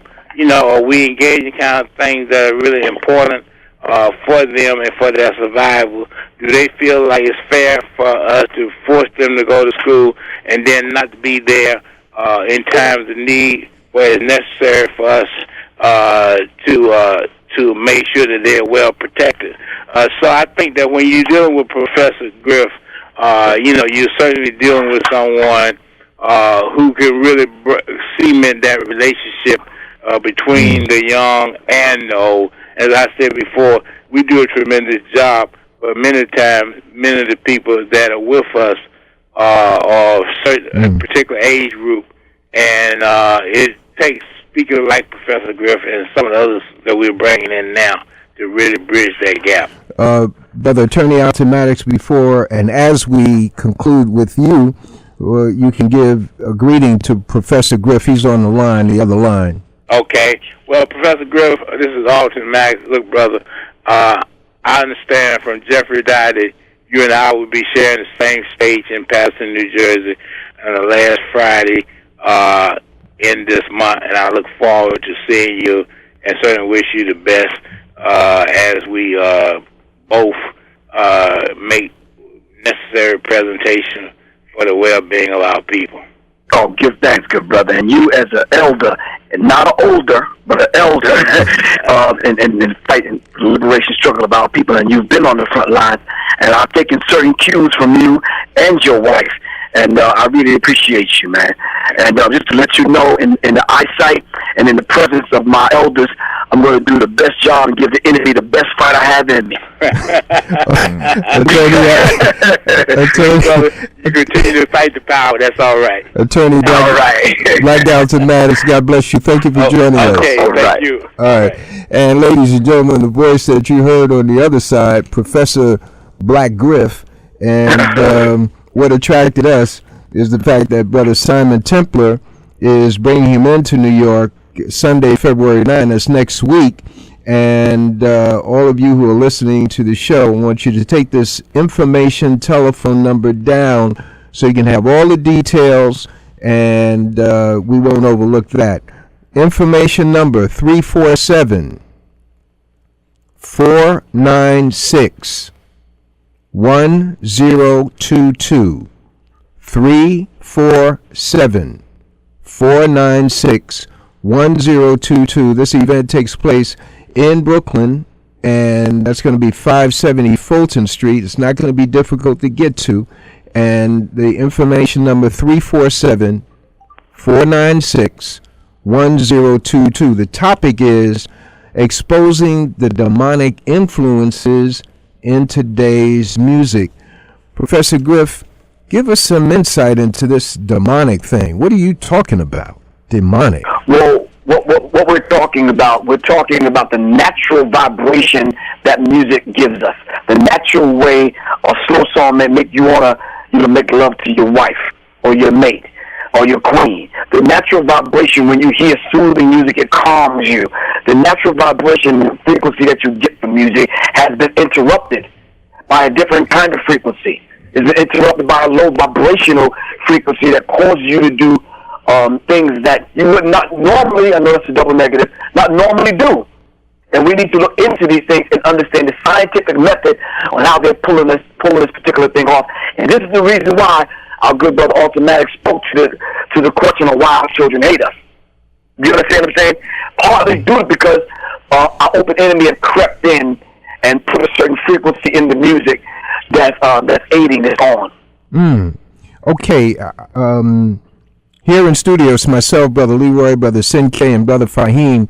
Brother Fahim is brother involved in the music on the positive side. He was just nodding in approval as you were running what you were running. Can you give us an example? And I know that you do that in your presentations, not only in terms of sound, but you give examples of what you're speaking about visually in your presentation. But this frequency piece, break that out for us in terms of an example, if you can. Well, inside of a book that I've had the pleasure of getting my hands on, it's called Hip Hop Decoded, from its ancient origins to its modern day matrix, written by a brother up in the BX called the Black Dot. Right. And inside of the book, he deals with how the energy centers, which is your chakra system, is responsible for certain energies and vibrations. But before that, we do have a filter called the aura. And then when the music hits you at a certain level, as far as your energy centers, as far as your chakras are concerned, bypassing the filter, because they figured out ways, and I'm going to show you in a few minutes how they figured out ways to bypass these particular filters. The energy and the sounds and the vibrations of the sounds hit you at a certain energy center, and it causes certain things to happen. That energy travels up the base of the spine. With that energy, it's called the Kundalini energy, and it can either tap into your pituitary gland or your pineal gland. We know what happens when we tap into the pineal gland. Doorways, dark matter, and certain things open up, and we can actually take flight. But what happens when it touches and taps into the pituitary gland? Hormones are released in the body. And in most cases, if you're in the club and you throw a couple back, and you're there with your homies or your girls, you understand what I'm saying? And the music is sending subliminal messages to you because now your energy centers are open, you're almost out of control. And we need to understand this is why they call liquor and wine spirits. Because the vibrational frequency is carried on into the body via the spirits as taught to us, but not only Black Dot, but our good brother Amos Wilson. Hold on while we pour some station identification. This is the Communicators coming to you over Harlem Community Radio, and even young children listen to us. You're listening to WHCR 90.3 FM, The Voice of Harlem. Our guest online is Professor Griff. I'm Brother Leroy, along with Brother Sin K and Brother Fahim. Brother Fahim has a question for you, Professor Griff. Well, I have a verification of what you're saying. I'm also an audio engineer, and I was a computer programming major.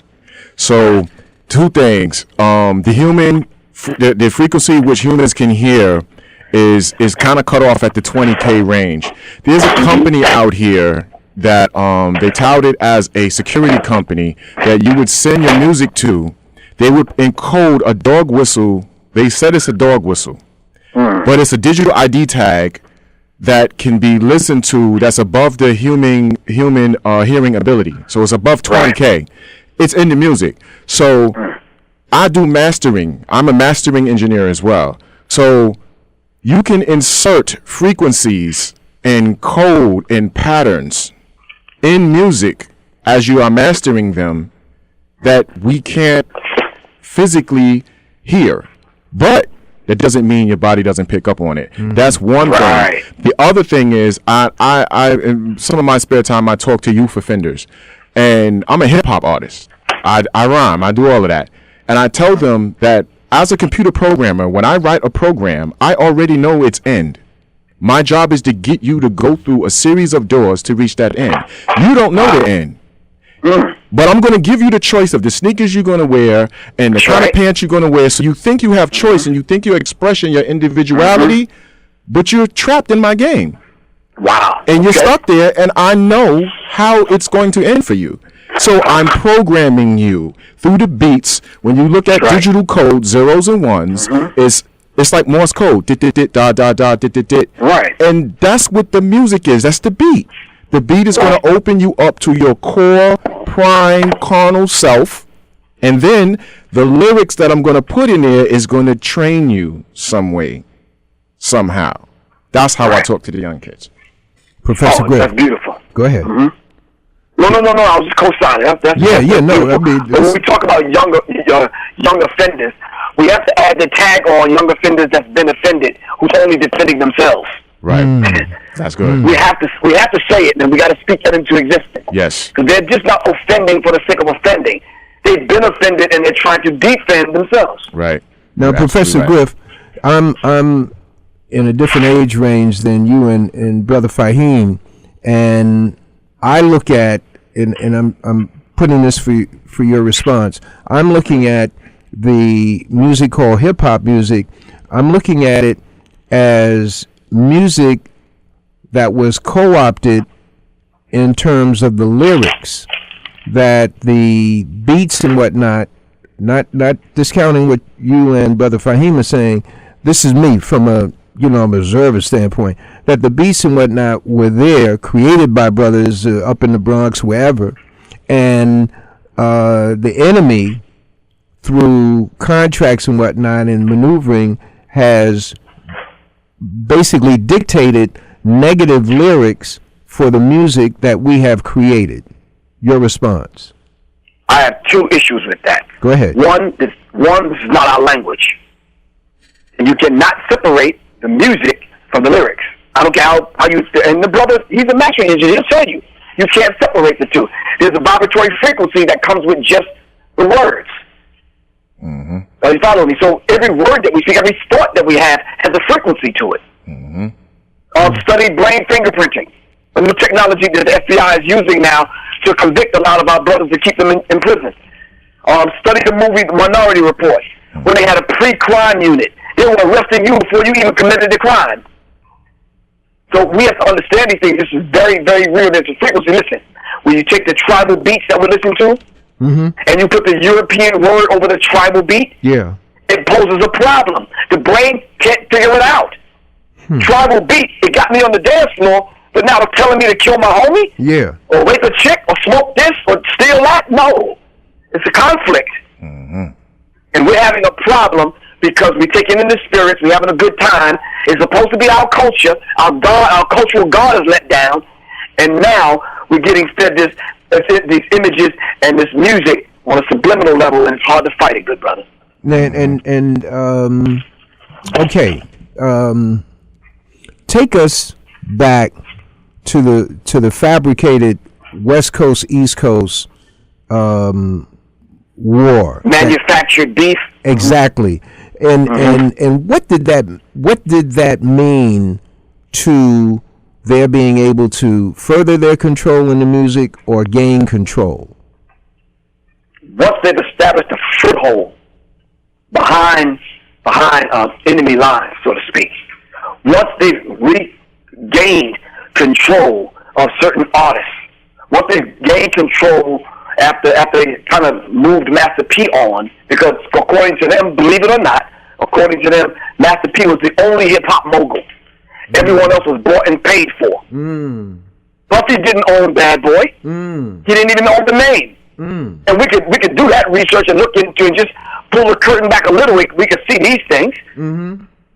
So Master P was the only real hip-hop mogul. Once they moved him on and allowed him to do what he did, then it was free reign now. So they got control of the distribution, even the digital distribution. Then they had control over the mastering suites and places where they do mastering. And then all they had to do is just set this vibrational frequency as far as gangster rap, thugging, pimping, hustling, set the agenda forward. And after that, it's a wrap. Sign a few artists that's going to co-sign for it, and it's a wrap. It's done. And Fahim is nodding in approval. Yep. Now wait. Now when they move, how did they co-op or move Master P? Okay, first of all, the significance of Master P. Once again, I'm talking from a consumer standpoint. Is that here's this guy operating in the Deep South. He is putting out his own videos. He's putting out his own music. He's putting out music of others, I guess. And all of a sudden he comes onto the scene. People who don't travel never heard of him, but he's a major. So he is a mogul. He has his own money base and distribution base based in the South. What happens then? What happens then is he doesn't need them. So no one dictates the influx and the income of money or what goes out. Now, you and I both know, you sitting right in front of the brother right there will tell you, as a mastering engineer, Master P's music was the worst sonically. Come on. Yes, absolutely. Absolutely. All we got from him was, come on. He's right. Go ahead. Hit the nail on the head. Miles Davis, Coltrane, or any of the artists back in the day, the jazz artists would look at those notes and be like, okay, it's not expressing anything. It meant something to us because we bought it and we supported Master P. It moved him in a position where he was bringing in millions of dollars and not controlled by them. And how they co-opted him and moved him out, they didn't kick up any dust. They let him do what he wanted to do, and he played himself out. End of the story. They didn't buy him off. They didn't give him a contract with Fox or Air America or any of these kind of things. They didn't give him a reality show. They didn't give him any of these things. Later on, they did. They gave his son that, Romeo. Yep. That's Little Bow Wow? No, that's Romeo's his son. Romeo's actually doing commercials now for like one of those online universities. Oh, like right. He's doing commercials for that now. Phoenix University. Yeah, something like that. Phoenix. Yeah, but that's his Romeo. son. Romeo is in the process of reinventing himself as an adult because because he's a cute little guy, everyone still look at him as little Romeo. You understand what I'm saying? And a lot of times the child stars in TV and recording and being recording artists never really make it as an adult artist or actor. Oh, right. They don't make that bridge. Right. So this is that period where he's pulling back, he's falling back to try to reinvent himself. Next time you see him, he's going to have a mustache, a beard, and some muscles, and he's going to be on one of these. No, serious. Yeah, sitcoms or something. Yeah. Okay. No, I'm laughing because it's a sign of intelligence. Actually, he's following good advice from somebody. His dad is smart. His dad is smart. You don't get away with what Master P got away with in the street on that other tip and be dumb. Right. You understand what I'm saying? Right. That's right. Yeah, you. We know that. We don't got friends and family like that. You understand what I'm saying? Yeah. I look at some of mine. I'm like, you idiot. People ain't selling drugs on the corner no more. That's right, man. That's right. In terms of letting him play himself out, does that include talent that he might have discovered but they slide in and grab that talent, and he doesn't have any, he doesn't have a stable of artists. I don't know. I'm asking. No, you can have a stable of artists, but you know the expiration date of that artist. They will expire, and when that sound expires, and that artist has nothing else to talk about, and they've exhausted the ink in their pens, then you'll know to move on. Got you. Master P is smart. Trust me, he is. Okay. I think the other thing is also that, when you have artists who do things who cause themselves to get incarcerated. Right. Yeah, of course. Mystical. Right. Mystical being one of them. I don't know if you remember the story, but he had like somebody in either a hairdresser or a housekeeper or something to that effect stole money, and as payment for repaying the money, he had sex with her, and they got him for rape. Oh. Right. And he went to jail for that. And that was one of the better rappers in that team. Okay. So the team was kind of being built up around Mystical, and then that happened. And gotcha. Right. So that's the story behind that. Okay, now getting back to this demonic piece, the Grammys, was it the Grammys? No, the Super Bowl, 2 Super Bowls ago. There was Madonna, then there was Maya and Minaj. Minaj. Yeah, and there was a guy that did on YouTube. He did a whole analysis of how the symbolism 2 Super Bowls ago, I think it was, the symbolism 2 or 3 was demonic. That they were actually giving worship to these demons, and just play that out for us, and also that sign where you see all the rappers, not rappers, you see all the musicians. They be holding their hands up.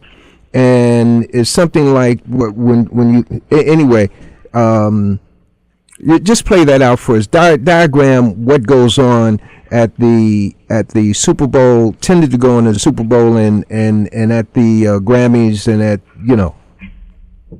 Well, certain times of the year, we all know, in doing a little bit of study, we all know that there's certain times of year that garners the most energy.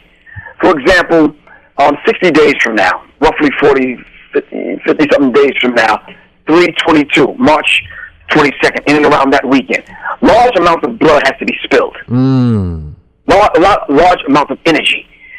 Shifting certain paradigms in and out of certain paradigms and confusing certain issues on global news.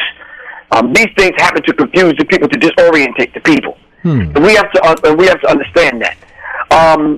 Recently, when everyone was watching the Grammys the other night, Somalia was bombed. Bombs fell on Somalia. But we don't talk about that. Right. And you can go Google it right now, and you'll be shocked and surprised. Like, why did I hear this? You didn't hear it because they got your attention focused in on the Grammys. And we have to understand that about the Super Bowl. Black Dot also teaches this in his book and in his lectures, that when we garner that many people together and we can get that many people's attention, then it's a perfect time to strike in the East, make a noise in the East and strike in the West. As the book's The Art of War teaches us. But also in the book Mind Control in America by Stephen Jacobson, it talks about principles of mental programming. And it says the most effective way to protect yourself from subconscious manipulation is by being aware of how it works.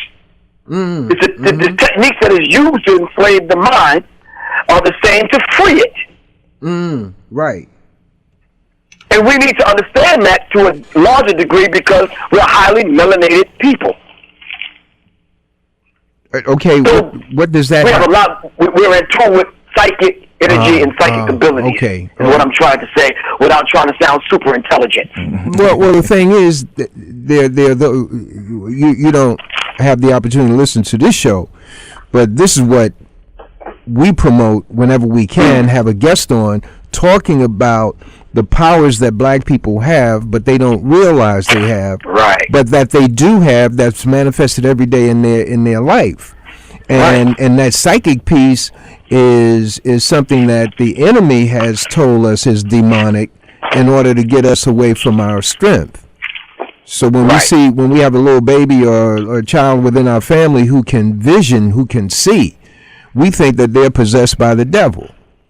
You follow what I'm saying? In other words, they can tell you what's going on in another part of the country. Hey, granddaddy is sick, and he's laying on the floor. What? Granddaddy's in Detroit. What are you talking about? Shut your mouth. Right. You know, so that child can see. But that child is a gift to the family. The child is not no demon-possessed individual.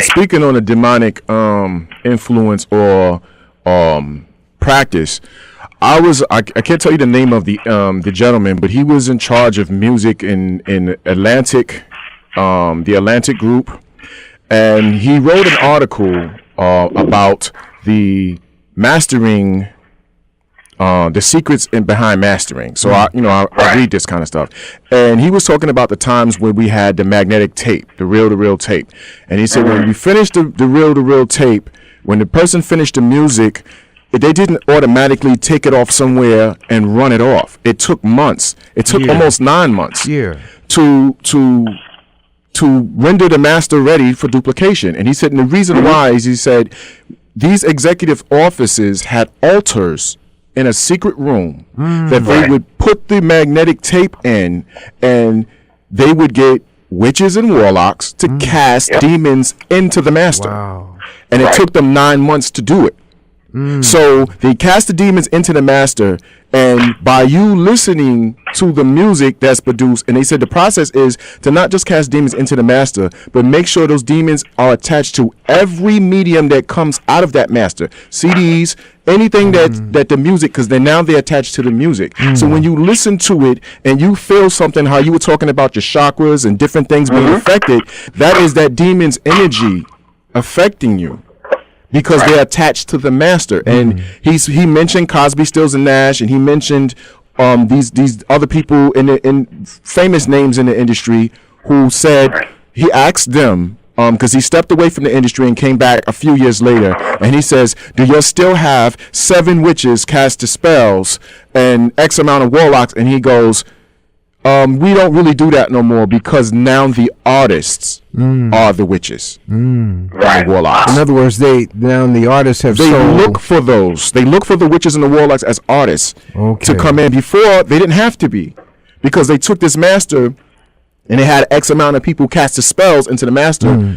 They don't need the witches and warlocks no more because the people are writing the songs with the demonic properties in them. Now, Professor Griff. The phone's off the hook. I mean, the phone's off the hook. So we're gonna take some calls. God bless you. Thank you for your call. You're on the air with Professor Griff. Thank you. I'm gonna verify everything this brother's saying.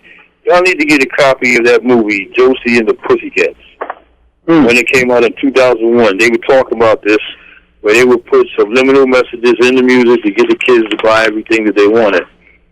And they asked the girl that was behind this, they said, well, what happens if the artists find out? They said, we have a TV show for that called Behind the Music.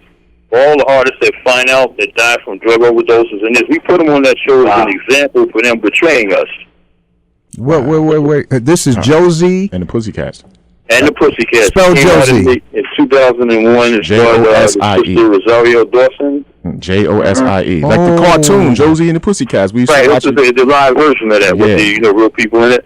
But the whole concept behind the movie was about a girl who wanted to take over the world. She wanted to get the entire youth around the planet to watch this one concert, like the Super Bowl they were talking about, and they were going to cast a spell over the entire teenage youth in the world in order to take over the world. They had the U.S. government involved with this and the whole thing. It's a very deep movie. They put all this in there. Josie and the Pussycats. And the Pussycats talk about subliminal messages and controlling the world. Kids were putting on headphones and going into the store and coming out with bags of clothing and saying, look, one cat said, I want a Zima, the beer. And the guy looked at him and said, you don't drink. And he said, I do now. This is what they were breaking out in the film. Professor Group can speak on that also. Now, the last question to you, Brother Caller, behind the music, that's part of the movie? Yeah, they said that because somebody had, one of the government, they had people from around the world who wanted to get in on this. Okay. And they asked them, they said, what happens if the artist finds out? And she said, we have a television show called Behind the Music. She said, that's about the artists that fall. And they said because they showed Elvis and a couple other people were plane crashing into a wall. Right. And they said, well, these people found out what we were doing, and we took everything from them and broke them.